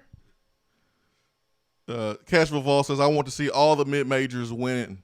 These upsets make the tournament great. It makes the tournament great. It does. It really does. I just don't think there's domination of blue bloods like people think. Looking at the past champions dating all the way back to 2010. Now, Duke won it twice in that decade. Connecticut won it twice. Once with Calhoun, the other one with Kevin Ollie. Villanova won it twice. Villanova's not a blue blood. North Carolina did win it once in 2017. They are a blue blood. So 2012, Kentucky won it. Louisville won it in 2013. It has an asterisk by it, so technically they didn't win it, but they did. Virginia won it, 2 years ago. So in the last couple of years, from 2010 to 2019, Duke blue blood, Kentucky blue blood, North Carolina blue blood. Yeah. So really three. Even though the parity, people still just don't want to see Kentucky have success in the tournament or Duke have success or North Carolina. They'd still rather have a year like this happen. And I'm cool with it. I'm cool with You cool with Loyola Chicago being that champion? Yeah, I am. Or Roberts? Yeah, I am. Honestly, I don't put too much energy into caring, but for me, it all goes back to my consistent thought process of as long as the teams that I dislike don't win it, I'm happy. You're good. I don't care if Syracuse wins it. I don't care if Duke wins it. I don't care if Wake Forest wins it. I don't care if Loyola Chicago wins it. As long as Kentucky, Alabama, the teams that I hate, as long as they don't win it, I'm good. Well, you know what, Ben? I'm with you, man. I'm with you. Oral Roberts winning a championship, Would you rather see Oral Roberts win a national championship or Alabama? Oral Roberts. Go Oral. Yes. Yes, absolutely. Absolutely. We have some parity a little bit in football. 2017, Central Florida won national championship. So. I wish college football had more parity. I do too. But how does that even take place? Like, how do you generate more parity? Because, like, at this point, like, all the good players have just started going to Alabama and going to Clemson and going to Ohio State, whereas it feels like over the last 3-5 years, the one-and-done players are going anywhere. Cade Cunningham going to Oklahoma State. Anthony Edwards going to Georgia. Keon Johnson, Jaden Springer going to Tennessee. Javon Quinterly, former 5-star, going to Alabama. With the Villanova first. Yes. Yeah. So he didn't go to Duke or Kentucky. No. But Villanova's getting 5 stars. Texas Tech, Baylor, they're getting 5 stars. Kentucky's getting the wrong 5 stars. If you know you're going to be there for just 1 year, pull a Ben Simmons, pull a Anthony Edwards, pull a Keon Johnson. I mean, you don't really have to go to Duke or North Carolina or Kentucky. You don't have to. And we're seeing those 5-star prospects like you just mentioned, man, go to other schools. Daniel says, I don't know. I think Louisville and Villanova have developed into blue bloods. They're at least in that elite category for me. They're elite, but I think the whole term blue bloods, man, you got to have some deep history. Deep history. I mean, UCLA, they haven't been relevant since Ben Howland, but they're still considered a blue blood just because of what John Wooden did. Mm-hmm. You got to have that deep history. I don't know if Villanova has that now. Louisville was dang good back in the day. Denny Crum, dang good. So Louisville's more debatable than Villanova. Even though Villanova was they were good, I think, in the 80s. Villanova is elite right now, but it's elite. It's not a blue blood. Yeah, not for me. They need to do this another decade or so. Big Biz James says, give me Oral over Bama any day. Yes. You ain't slick, James. You ain't slick. UCLA, Syracuse, those are blue bloods. I'd be perfectly fine with them winning a championship as long as it's not Alabama. King Vol 300 says, y'all seen any Q Crouch news yet? Let's see. I'm glad Henry's back, but both would be huge. I would pump your brakes on being excited about Henry To'oTo'o being, air quotes, back. I would pump the brakes. Honestly, I wouldn't have any emotion right now about Henry To'oTo'o. Any news surrounding Henry To'oTo'o right now. If he's practicing during the spring, then I'll pay attention more. But for right now, any news about him being in Knoxville or not being in Knoxville, it's not gonna matter for me. Because he could be in Knoxville getting his stuff. He could be in Knoxville talking to the coaches, face to face, and then ultimately deciding that he don't want to be here. Let me know when he's with the team at practice this week. If that happens, then we'll talk. Hour 3 coming up.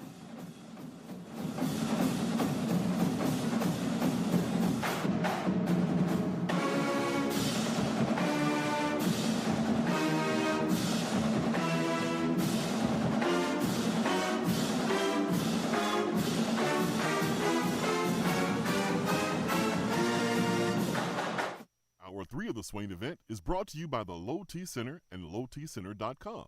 Do you know your numbers? Feel like you again. Let us help. Guys, prioritizing your health now is more important than ever, not only to build your immune system, but to address any chronic health issues you may have. I recommend Low T Center. They exclusively specialize in men's wellness and follow strict medical guidelines for your health and safety. They are one of the leading men's medical providers in the country. Low T Center has reinvented the doctor's visit, making it quick and easy to get all of your levels checked, not just your testosterone. It starts with an annual wellness exam, where they do a comprehensive health assessment so you know all the numbers to your health. If you've been feeling tired, grumpy, have noticed a weight gain, or loss of muscle mass, these can all be signs of low testosterone level, low thyroid, or even sleep apnea. Low T Center can determine the cause and help. And now they offer monitored self-inject at-home testosterone treatment, including a take-home blood pressure monitoring cuff. At Low T Center, most insurance is accepted. Book your annual wellness exam or annual physical today. Go to lowtcenter.com. Low T Center, reinventing men's healthcare. Voted Best Barbecue in City View Magazine and a top 100 barbecue restaurant in the country, Dead End is a no-brainer when you are craving the smoky flavor of quality Q. Dead End makes it easy to enjoy their fantastic menu with online ordering and local delivery with Valet Gourmet. That's right, you can have Dead End brought to you. Can't think of the spread for your next event? Get Dead End to cater it. Check them out online, deadendbbq.com. Dead End Barbecue. The search is over. Hour 3 of the Swain Event is brought to you by the Low T Center and lowtcenter.com. Do you know your numbers? Feel like you again. Let us help.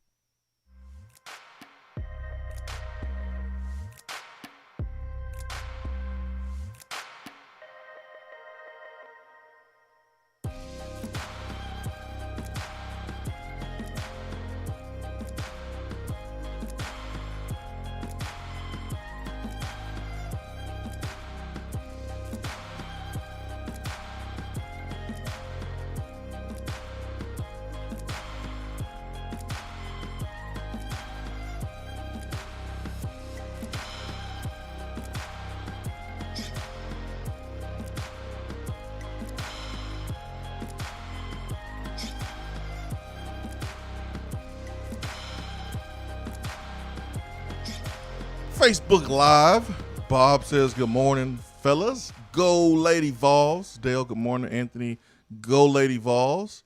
Danny, good morning, gentlemen. Hope you have a great day. Go Vols. Keep it going, Lady Vols. Shout out there to Terry, Dino. Terry is coming up from South Florida and is going to be in Knoxville, so he's going to go to Dead End BBQ. Love to hear it. Terry. Go Lady Vols from Melissa.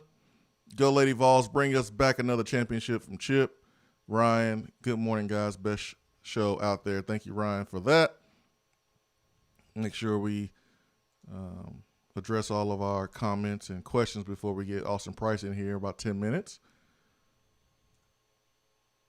Adams on the text box says, even with Henry T practicing with the team for the spring, after the spring, he can still transfer. Let's be real. He's just trying to stay in shape. Oh, yeah. Oh, yeah. If Henry was if Henry's camp was smarter and played this better, they would have been here. Using Tennessee's facilities, using Tennessee's strength coaches to be in shape, to be a better football player, going through spring, and then transferring then. But I do understand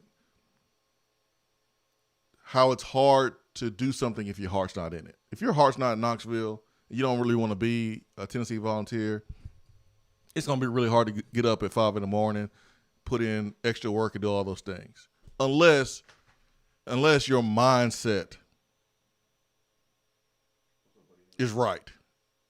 And you're thinking business over everything. You're thinking with your head, not your heart at all.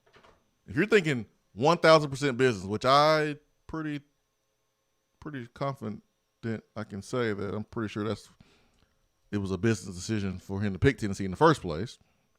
But being here 2 years, you develop relationships with your teammates. You may feel some other emotions that may play into your decisions on whether to go or stay or participate in the spring, whatever. But if it's truly business, no emotions, I would be here training. I would go through spring, whatever, and then I would just transfer. He's behind the 8 ball That's what I for would the do. 2021 football season, regardless of where he plays this upcoming season. On March 23rd, he is behind the 8 ball. Yeah, he is behind. Yeah, that's what I would have done, and that's why I think they've played it wrong here. Totally wrong. I mean, they just botched it, in my opinion. But if he's with the team in the spring, I'll pay more attention to it because at least he's giving the staff a chance. And he's here. And who knows? Feelings may change, emotions may change. But I'll just be honest, guys. I'm not really high on toes right now. I'm not. And I don't really care if they come back or not. That's just me. I'm with you. Yeah, that's just me. Let me go to the phones and get to Vol in Birmingham. Good morning, guys. What's up, man? How you doing? I'm doing good, man. Doing good. I know y'all got to get to Austin, so I'll make it quick. I guess, talking about Henry T., why is he even here? If he still plans to, if he come back and knowing in his head that he was going to leave after spring, not saying that's true or not true, then why even come back? I mean, he got to get his stuff at some point, don't he? I mean, yeah, but, come on, man. I don't know. They definitely botched the whole situation, but if I was the coaches, he could have flown back, a month ago to sit face-to-face with the coaches, see if he likes them, doesn't like them. Heck, they could have flown to him. I don't know. It makes no sense to me to come back and then be gone after spring. That doesn't make any sense to me at all. It doesn't. It's March 23rd, the week of spring practice. So all the conditioning, all the weight training, the tough part, the hard part was in January, February, and leading up to the spring. Those are some of the toughest workouts that I can think of, dating back to my time. Spring, it's like, whoo, we get spring, yes. It's football, so it's a little bit easier. And just to show up at this point, man, as a teammate, I would rub me the wrong way. But I got to put myself in the shoes of a new head coach that is lacking talent on defense. And, I don't think initially is the time to play hardball. I mean, I think you try to get him to come and you try to give him to give you a chance. And if he doesn't want to do that, and if he wants special treatment and he's threatening the chemistry and the culture of what you're trying to build, then you have to part ways. But, if I'm Josh Heupel, I would at least try to get him here and have a conversation and see if he likes it. And then, as long as it's not a distraction, you try to keep him on board. But if it becomes a problem, then you let him go. It's daddy, man. Daddy is involved, so it's a whole nother element. Yeah, and I guess I understand that. Yeah, and Heupel deals with this because he's a quarterback guy. So think about all the quarterback dads that he's had to deal with during his time coaching the position. Quarterback dads, man, are sometimes like cheerleading moms. So Heupel should have some experience there. Yeah, and I mean, with these, high-rated players and stuff like that, you're always going to have. They're going to have some type of entourage you're going to have to deal with. Yep. And I would like to preface this by saying that Henry T. is probably my favorite player on the team. I mean, he's very likable, but as the head coach, I guess if it was me, I would have to have some type of commitment from him and his family to be like, look, if he comes back, then you're pretty much guaranteeing me that he's staying for this year and he's going to play no matter what. I need some type of guarantee from y'all because I'm going to allow him back into my program, which is going to cause some riffle. He's very likable with the team, but there's going to be some type of riffle in there because, he, like you said, he's been gone. All these other players have been getting it for, a month now, and he hasn't been any part of any of that. Yeah, he needs to officially exit the transfer portal. Yes. There needs to be some type of hey, all right, look, I'm here. I'm not going anywhere whatsoever. But I don't know. It's definitely a touchy situation, I guess, and it's going to be one of Heupel's, I guess, biggest first things that he has to go through. Yeah. Vol in Birmingham, man, thanks so much for the call, man. Vol fan on text box says, hasn't Henry T been behind every year? He was one of the last to arrive his freshman year and last to arrive last summer. Hasn't he gone through a winter workout? Has he ever went through a winter workout? He did last year. He has always been distracted by spending time with his family and girlfriend.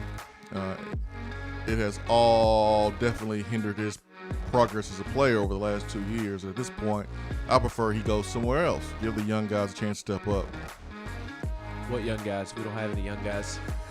You mean the ones that were suspended? Yeah, the Aaron Willis and Martavius French, who was suspended. Without Henry T and without Kavarsha Crouch, and with Aaron Willis and Martavius French getting suspended, Tennessee has 3 scholarship inside linebackers, and that is Aaron Beasley, Jeremy Banks, and Solon Page. Maybe they move Bryson Easton to inside linebacker, keep him there. Maybe they move Morgan Joseph over there, but 3 definitive inside linebackers. Last quick point here. Joe Vol says, I struggle with understanding why Henry T would transfer with what I think would be 1 year left. He's definitely entering the draft after this next season. Why leave and start over again? Henry T, in the first 2 years he's played at Tennessee, he is not a 3-year player. Henry T is a 4-year player. Henry T has not played this past season like he is ready to enter the NFL draft and be a high pick. He got a lot of work to do. A lot of work. He's not there yet, which is why this offseason was so important for him. If you're thinking about leaving after year 3, you're going to put in the work as much as possible. And I don't see how Henry's doing that being at the house. So I'm sorry, I don't see him as a 3-year player going to the league after this year. Didn't play well his sophomore year to me. Not like his freshman year. His freshman year was awesome. Austin Price coming up.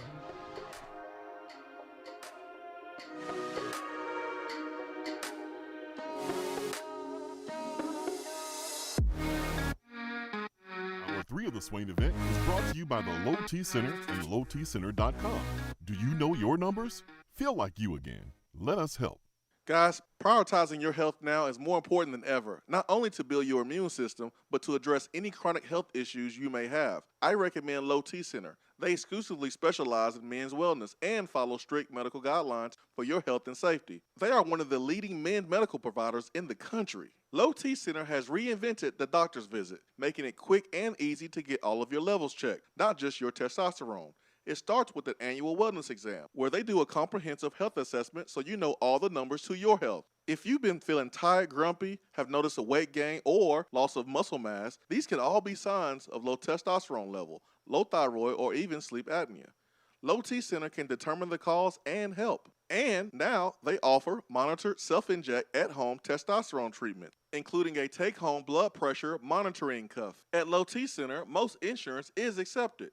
Book your annual wellness exam or annual physical today. Go to lowtcenter.com.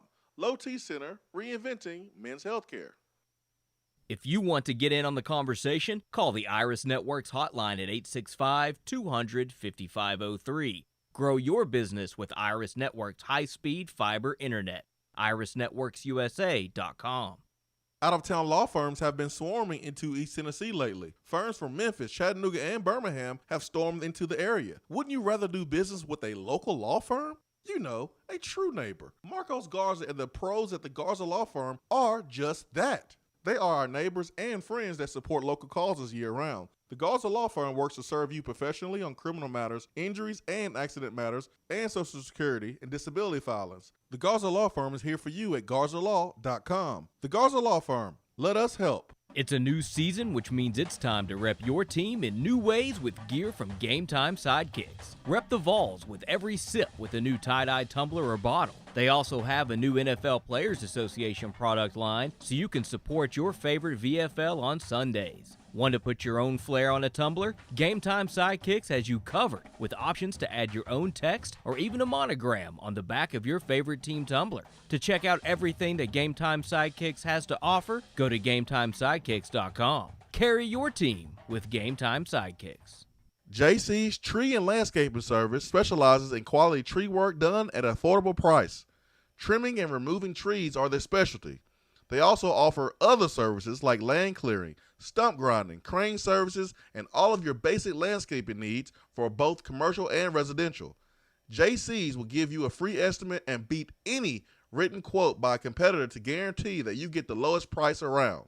Don't risk your land with a fly-by-night service. JC's Tree and Landscaping is licensed and insured. Give them a call at 865-599-3799. You're listening to the Swain Event. And you know this, man.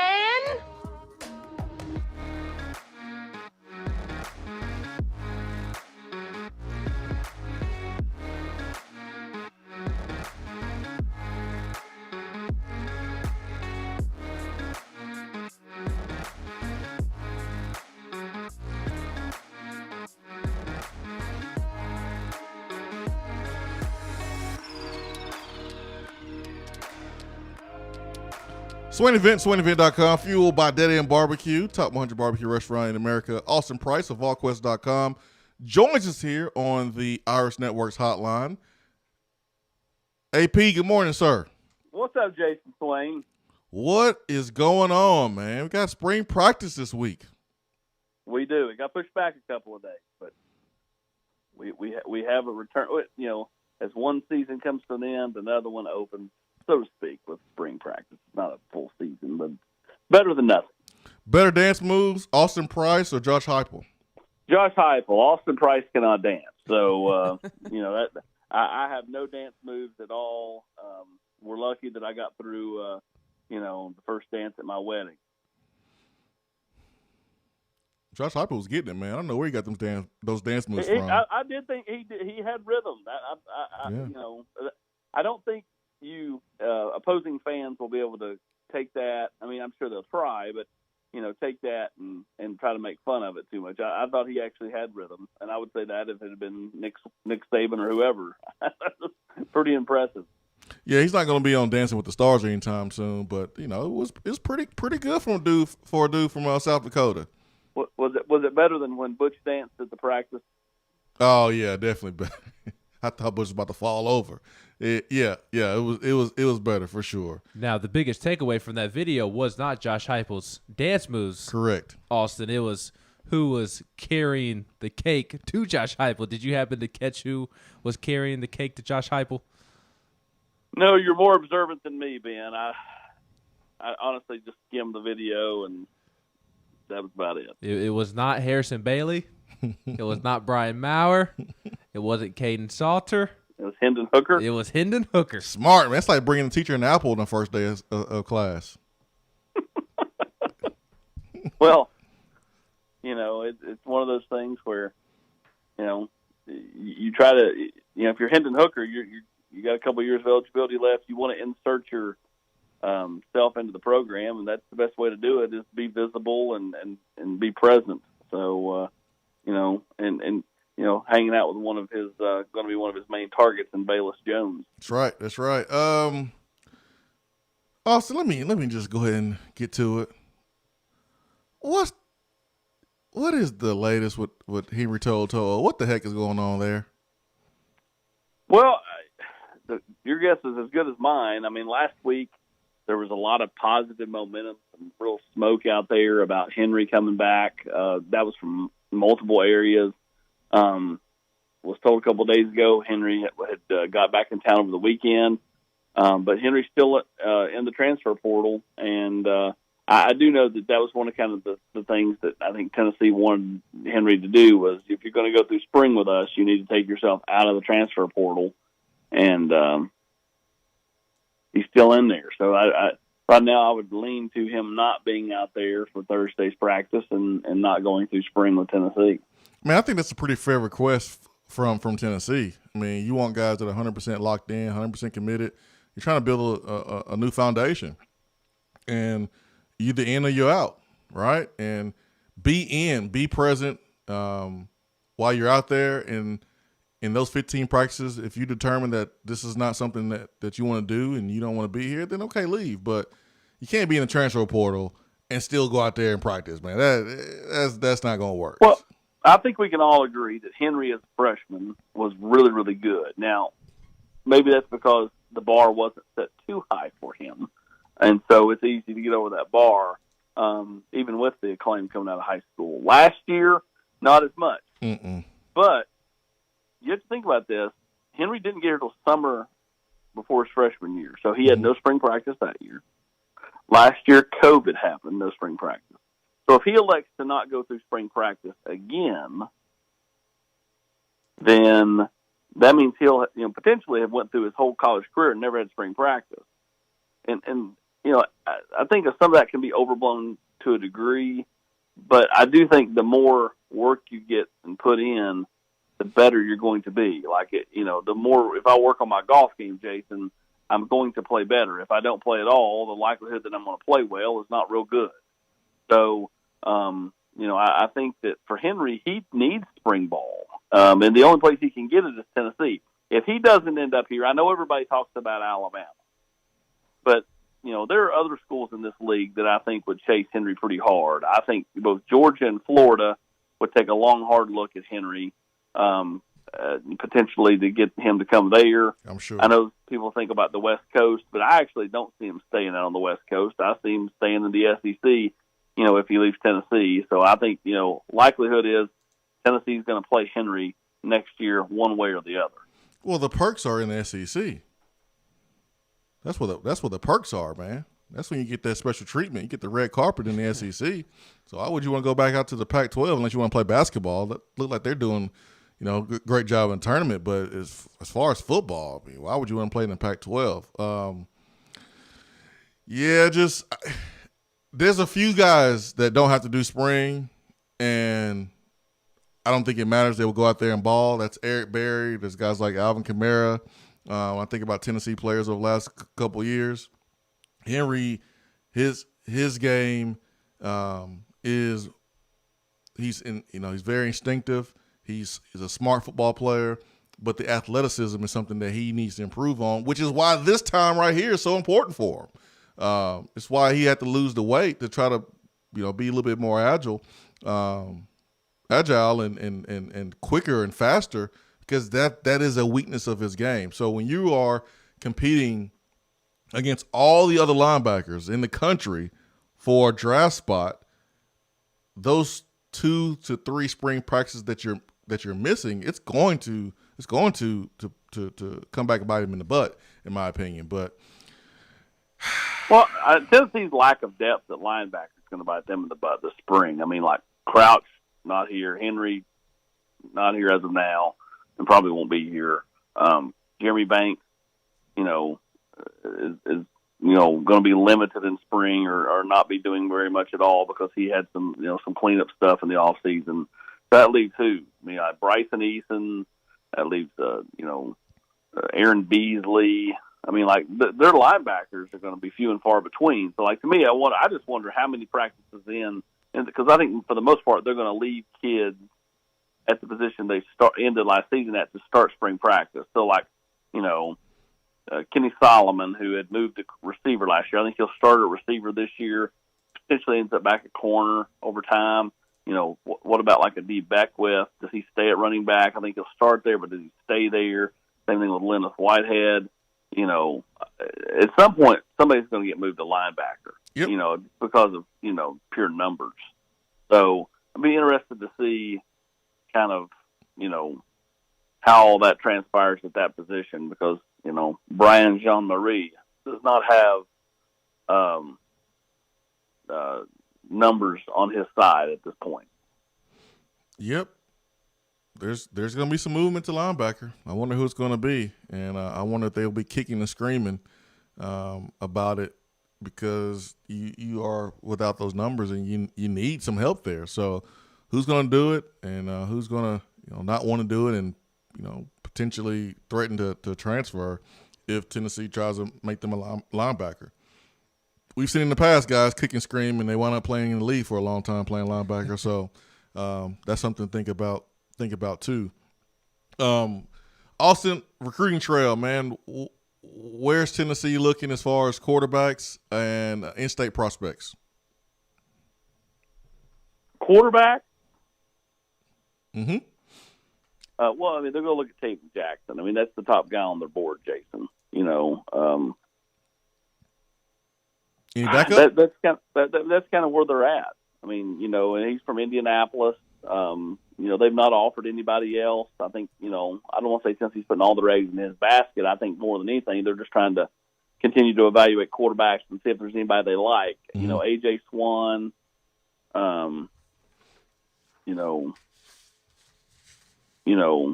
is somebody that I think Tennessee will at least evaluate. He's from Georgia.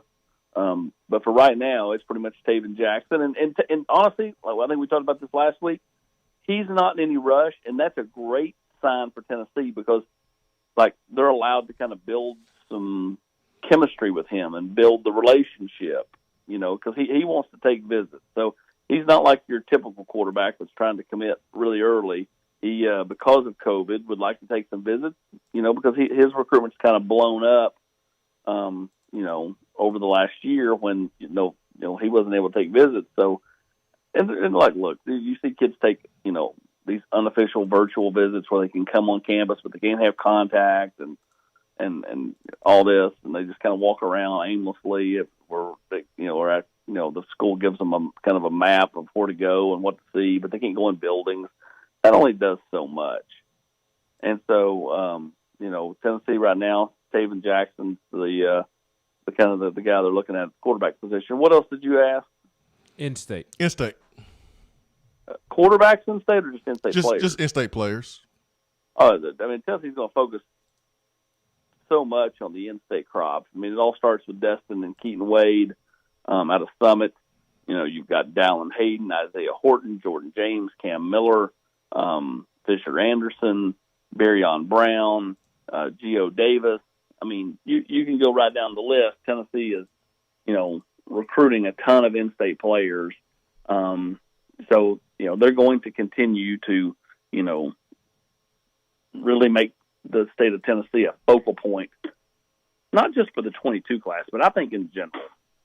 I don't think it'll be, like previous staffs before. Like, Pruitt and them, focused really hard on the 20 class, not as much on 21.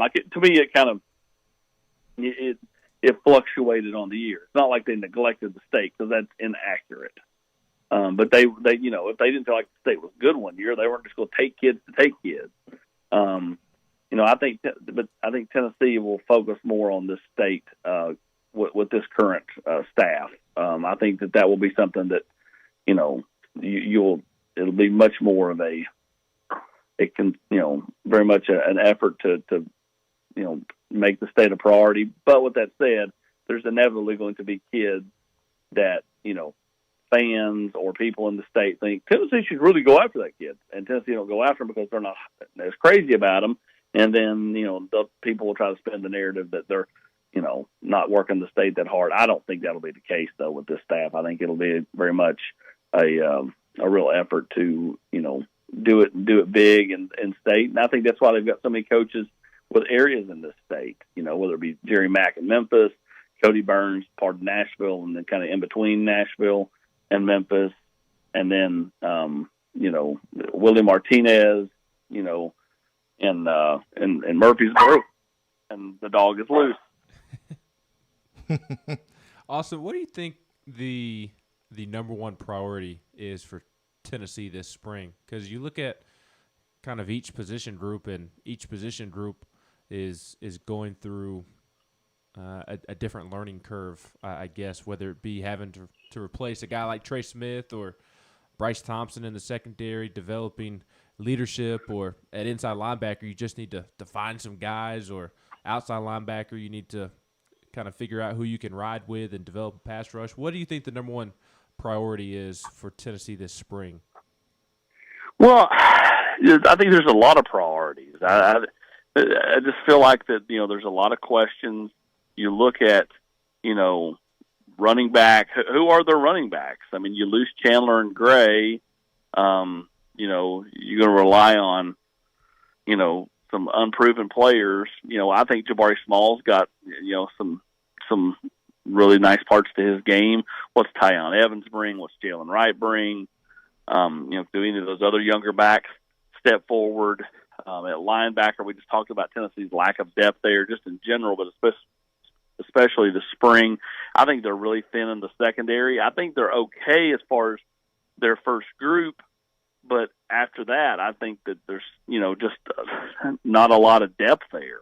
So, I thought the loss of Keyshawn Lawrence was as big a blow as anything, just because he was going to start here, in my opinion, and be a real factor. So, there are several positions, not just the quarterback position, but several positions where you're trying to figure things out. Like along the offensive line, I think that, Cade Mays is going to be in there. Darnell Wright.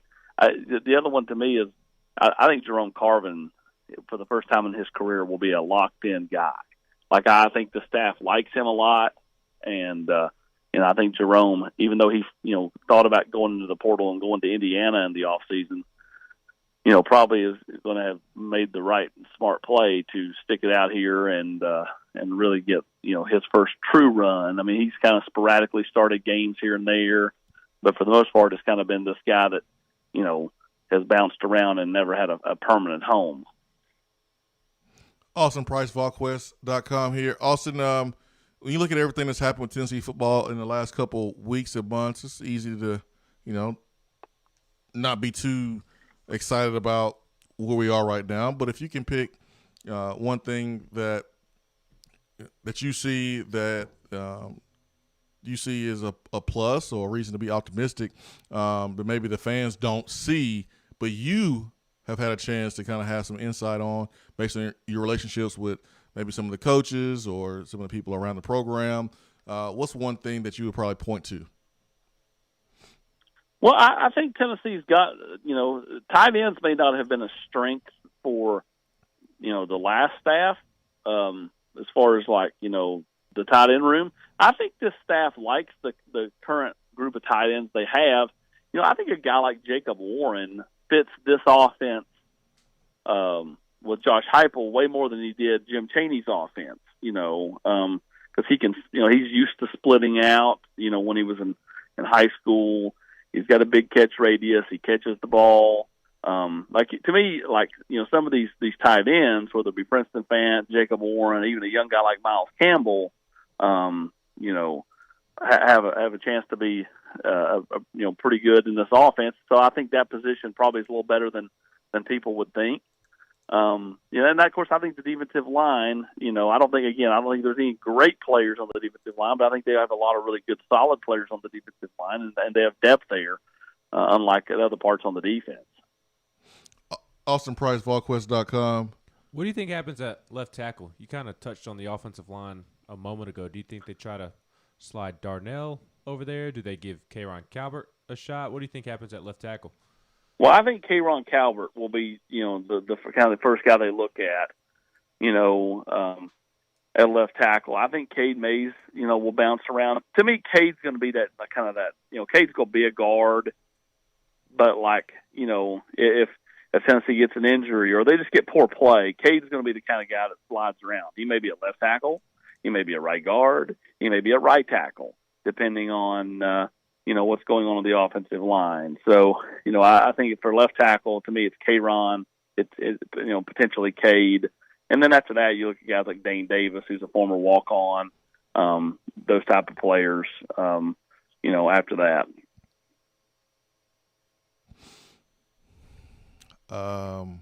Austin Price. Yes. How am I supposed to get excited about a walk-on? I don't know, Jason. It's kind of the situation Tennessee's in. Oh man, woo! That's why they got to do something about that rule, man.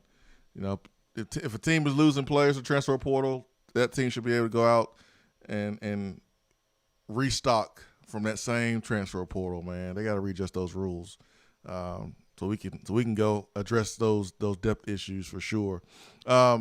Also, I know you cover a lot of Tennessee football recruiting, Tennessee team notes, things like that. But you're in the know, about all Tennessee athletics, and Tennessee basketball came up short there, losing in the first round. Just a disappointing season. No other way to slice it when you look at the talent on this roster, and as you kind of look at the landscape of college basketball, the SEC, the players that Tennessee have returning.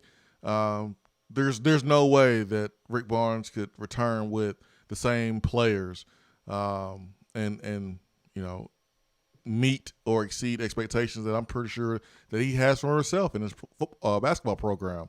What are you hearing as far as the roster makeup? You're going to have some coaches leaving. You're gonna have some players going to the NBA draft. What's your take on the future roster for Tennessee basketball? Well, I do think it'll be vastly different, Jason, from what we saw this year as far as roster. I mean, they're getting Kennedy Chandler in, obviously. That'll change the point guard situation for Tennessee a good bit. And then after that, they're going to have to figure out where they are with their bigs. Tennessee right now is just they just are post deficient because of the way they've recruited and developed. Mm-hmm. Back to football. In-state player Walter Nolan. I'm looking at his comments, man, and it looks like Tennessee has a uphill battle, but he is an in-state player. Right there at St. Benedict High School in Cordova, Tennessee, West Tennessee, nationally ranked 3rd overall by you guys over at Rivals. Where's Tennessee with Walter Nolan? Well, in it, but, at the same time, a long way out. It's just a way to be blunt about it. I mean, Walter's going to be able to pick and go wherever he wants to go. Mm-hmm. And so, the fact that, Tennessee's kind of, up in the air with so much stuff going on in their program, like, it just doesn't line up for a guy like Walter. I mean, and again, Walter may live in Memphis, but I mean, I don't consider him a Tennessee kid like I consider, the Wade twins a Tennessee kid, if that makes sense at all. Yeah. So that's kind of the difference between the two, in my opinion. Well, Austin, man, spring practice starts this week after being pushed back, but man, we get spring football Thursday. These guys will get back on the football field, and they'll do it under new head coach, new coaching staff. There's some new energy inside that football program, and I look forward to seeing it. Have they let us know kind of the protocols with media being able to view practice? No, but I would expect to hear about that today or tomorrow. Yeah, man, because I'm trying to see practice. I'm trying to see what's going on. Looking forward to that. Austin, give us the latest there at VolQuest.com that's coming up here in the next couple of days. Well, just continued recruiting coverage. We'll have our spring practice primer. Get you ready for Tennessee's first practice on Thursday. Who's going to be the quarterback? Who's going to stand out at DB? Who's going to stand out at running back? Who's going to be the third, the fourth guy wide receiver? Offensive line. How is that going to shake out? How this team buy in and adjust to the new coaching staff? A lot of storylines, a lot of questions, and here in a couple of days, man, we may have some answers to it. And so, Austin, thank you so much for your time, man. Thanks, guys. I appreciate it. Austin Price, VolQuest.com. His time is brought to you by Jennifer Morris with Keller Williams Realty. 865-257-7897 is her telephone number. If you are looking to buy, sell, or invest in real estate, you call Jennifer Morris first for all of your real estate needs. Thank you, Austin Price, for joining us. Swain Event will return after this.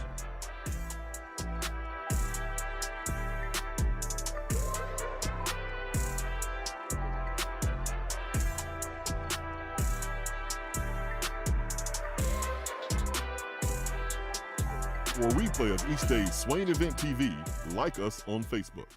Good morning, Swain Event family. As you already know, I'm your go-to realtor when you are considering buying, selling, or investing in East Tennessee real estate. But did you know I can help all of you listeners in other parts of the country? No matter where you're listening from, there's a good chance I have several Keller Williams real estate partners in your area. I've developed relationships with realtors I know I can trust to help you with your needs. So give me a call, Jennifer Morris, Keller Williams Realty, 865-257-7897, or email me at jennifermorris865@gmail.com. More and more Tennessee businesses are switching to Iris Networks for reliable, local, high-quality, high-speed business fiber internet. Iris provides direct internet access from 10 megs to 10 gigs with no payments for 90 days. Iris also offers next-generation business phones with work from anywhere capability from the mobile or laptop app. With local sales, support, and service, Iris is a partner in the community. Learn more at irisnetworkusa.com or call 865-448-IRIS. Iris Networks, a Tennessee business connecting Tennessee businesses. Home service problems occur, even at the most inconvenient times, like during a health crisis. And Hiller is always here to help you 24/7. As people are social distancing and staying at home on workdays, it's an easier time to take care of home maintenance items that you feel are necessary. And we've put new safety precautions in place, like wearing gloves, avoiding physical contact, new sanitation protocols, and limiting time in your home. We're here for you. Call the Happy Face Truck today.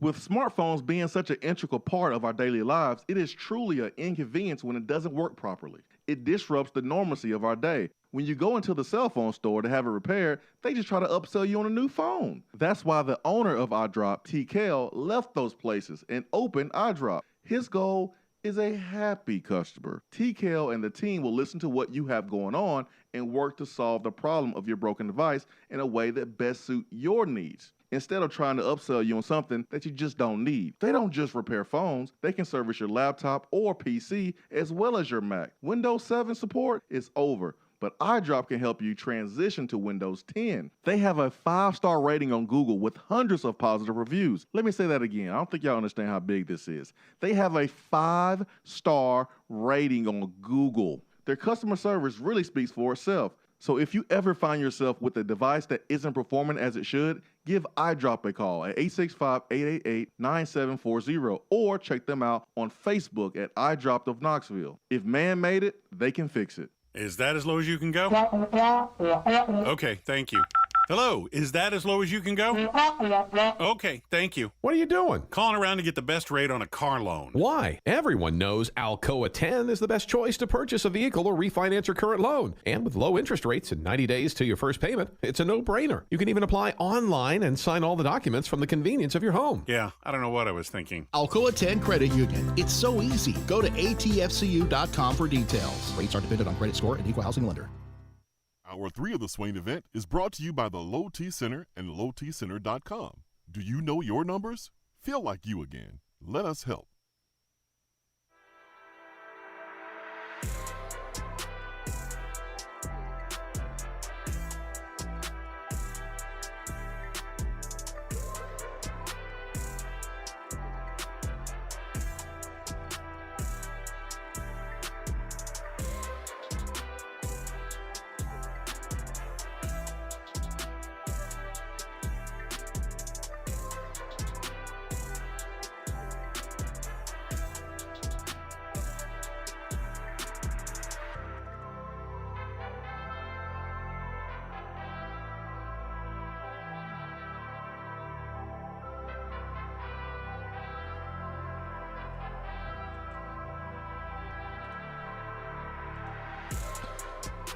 Swain Event, SwainEvent.com, fueled by Dead End BBQ. Hour 3, powered by Low T Center and lowtcenter.com.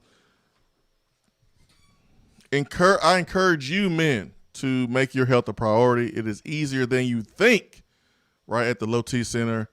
Low T Center is reinventing the doctor's visit, making it quick, making it easy to get all of your levels checked, not just your testosterone levels. They offer a comprehensive health assessment so you know all the numbers that are important to your health. So if you're feeling tired, grumpy, have a lack of motivation, drive, or notice weight gain, loss of muscle mass, these could all be signs of low T, low thyroid, or even sleep apnea.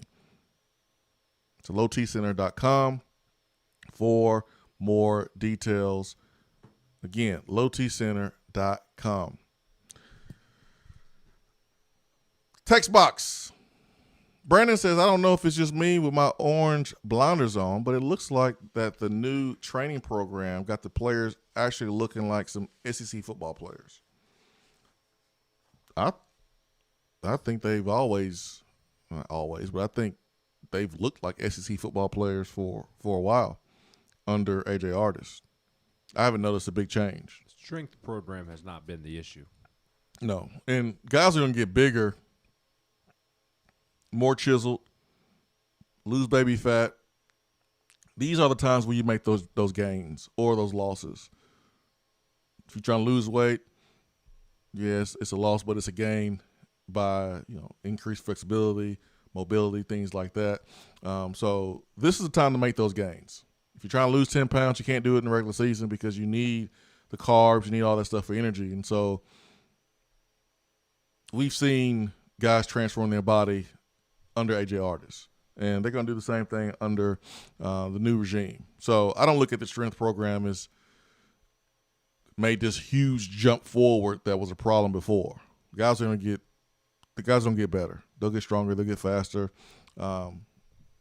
Not saying you have orange-colored blinders on. I'm just saying I don't see the difference with the training program right now. Johnny B from Tennessee says, we're not going to get any transfers? Yeah, I don't know. We got like a few spots available. And Heupel has left those spots available to be able to address those issues. But if the NCAA changes the rule and allows a little bit, or the SEC allows teams to be able to add more than just 25. I mean, if you lose or 25 for a class, Tennessee has lost way more than 3 transfers, and that's the number of players that we could potentially bring in for the transfer portal, 3 to 4. But if the rules were adjusted based on how many players that we have lost, we would be able to go out and get way more than 3 or 4 players. I mean, they've lost 3 or 4 players at particular positions, nearly. Not that many at one position, but at running back, you lost 2 guys. Quarterback, you lost 2 guys. Quarterback wasn't as big of a loss given the names that departed, and I think Hendon Hooker has a chance to be a really solid stopgap until Harrison Bailey or Caden Salter or whoever Heupel brings in is ready. But you look at running back and you lose your top 2 rushers in Eric Gray and Ty Chandler. We talked about left tackle with Austin. They lost their starting left tackle and their backup left tackle. You look in the secondary, you lost who was probably going to be your starting nickel in Key Lawrence if he did not start at safety or opposite of Alontae Taylor at corner. At linebacker, you lost 2 inside linebackers. It's looking like your 2 starting inside linebackers. You lost your 2 starting outside linebackers, DeAndre Johnson, and Kevon Bennett obviously got himself in trouble, and that's why he is gone. But you still lost him. So the fact that you can't make up for it in today's day and age of transfers is pretty ridiculous. And as you have continued to say, they need to change that rule. If players are going to be allowed to move freely, then the school should be able to replace those players at the same rate that they are leaving. Should be able to. But you know that somebody's gonna find a way to take advantage of the whole system and potentially just cut guys to replace them and do it that way. I can see that happening. I just don't understand why it can't be as simple as on this particular date in late July, early August, whenever fall camp begins. On that date, you have to have 85 scholarship players. You can't have more than 85 scholarship players. I don't understand why it has to be so difficult. Just 85 players is the most you can have at the start of fall camp. And if that means 1 year you get to sign 35 players, then that's just kind of how the dominoes fell that year. If it happens to be that you can only sign 15 players because you have a lot of players returning, then so be it. Mm-hmm. But be at 85 by the start of fall camp. Why can't it be that simple? It sounds pretty simple to me. Ben, you might need to go work for the NCAA. Tell them to give me a call. Put you in charge of weight room design during the NCAA women's tournament. I can tell you one thing. That would not have happened under my watch. I'll tell you another thing. when I become commissioner of the NBA, commissioner of just sports in general, maybe just simply when I become president, my first order of business will be banning players from wearing cleats or basketball shoes that are not the color of your school. It drives me crazy. Watching the NBA last night, and your team's wearing teal, Bill Street blue, as we call it in Memphis, and you're wearing bright yellow kicks. We ain't got no yellow. You know who changed that, don't you? Kobe? LeBron? Mm-mm. Who? The GOAT. MJ? Yep. He didn't really wear different colors. LeBron changed that. Oh. Not LeBron, but Jordan changed that. Excuse me. I get my goats mixed up there. Old goat and baby goat. I know.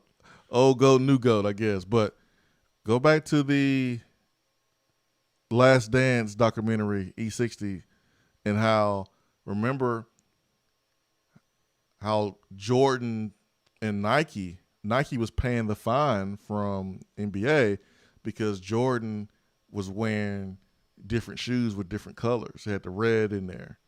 And at the beginning of Jordan's time with Nike, there was a battle between him and NBA over that.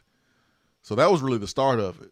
Yeah, but it's picked up a lot more. Oh, yeah. I mean, I'm telling you, that was the start of wearing colors outside of, this colors. Uniform policy that the NBA had. Now, the NFL has that same policy, but they do take 1 week to do my cleats, my cause. Yes. And you can design your cleats and, bring awareness to whatever organization that you want to bring. And the cleats can be any color that you want. But outside of that week, your socks have to be covering your knees, and there's only a certain type of cleat that you can wear in the game. And we see guys wear different cleats in warm-ups. When the game starts, you got to wear, the cleats that go along with the NFL uniform policies. I hate turning on a Bulls game and seeing the Bulls wear their red uniforms.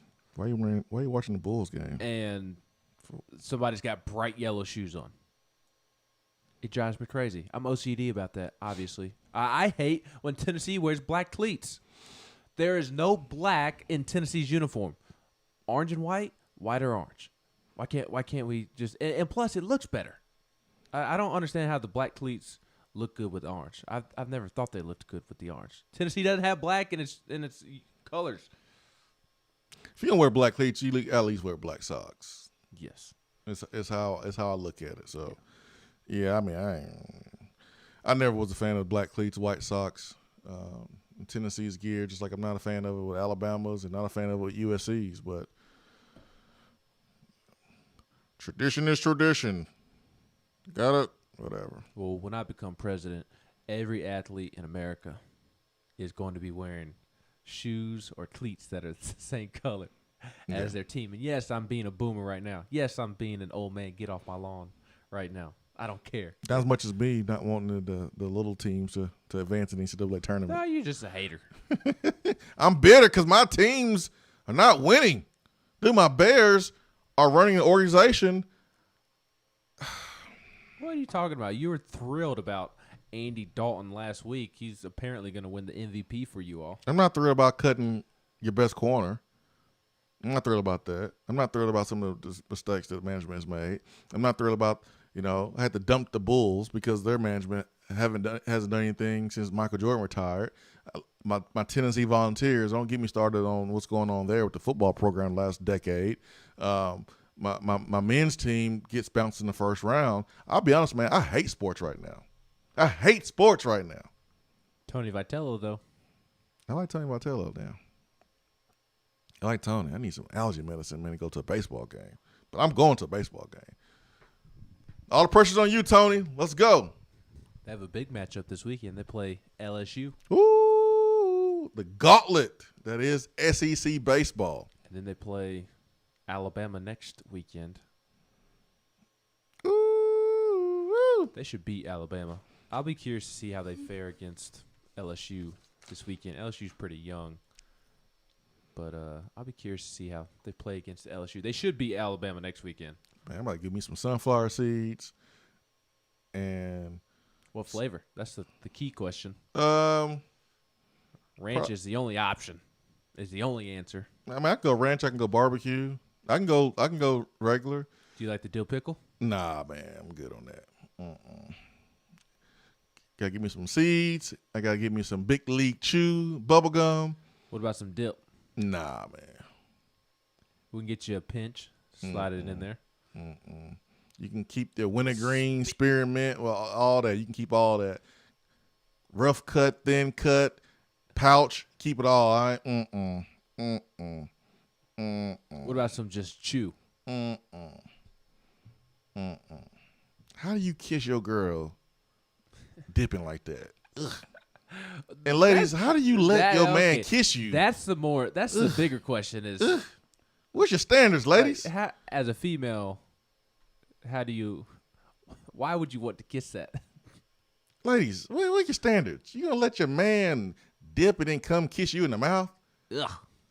You better off kissing your dog in the mouth right after the dog cleans himself. It's just disgusting.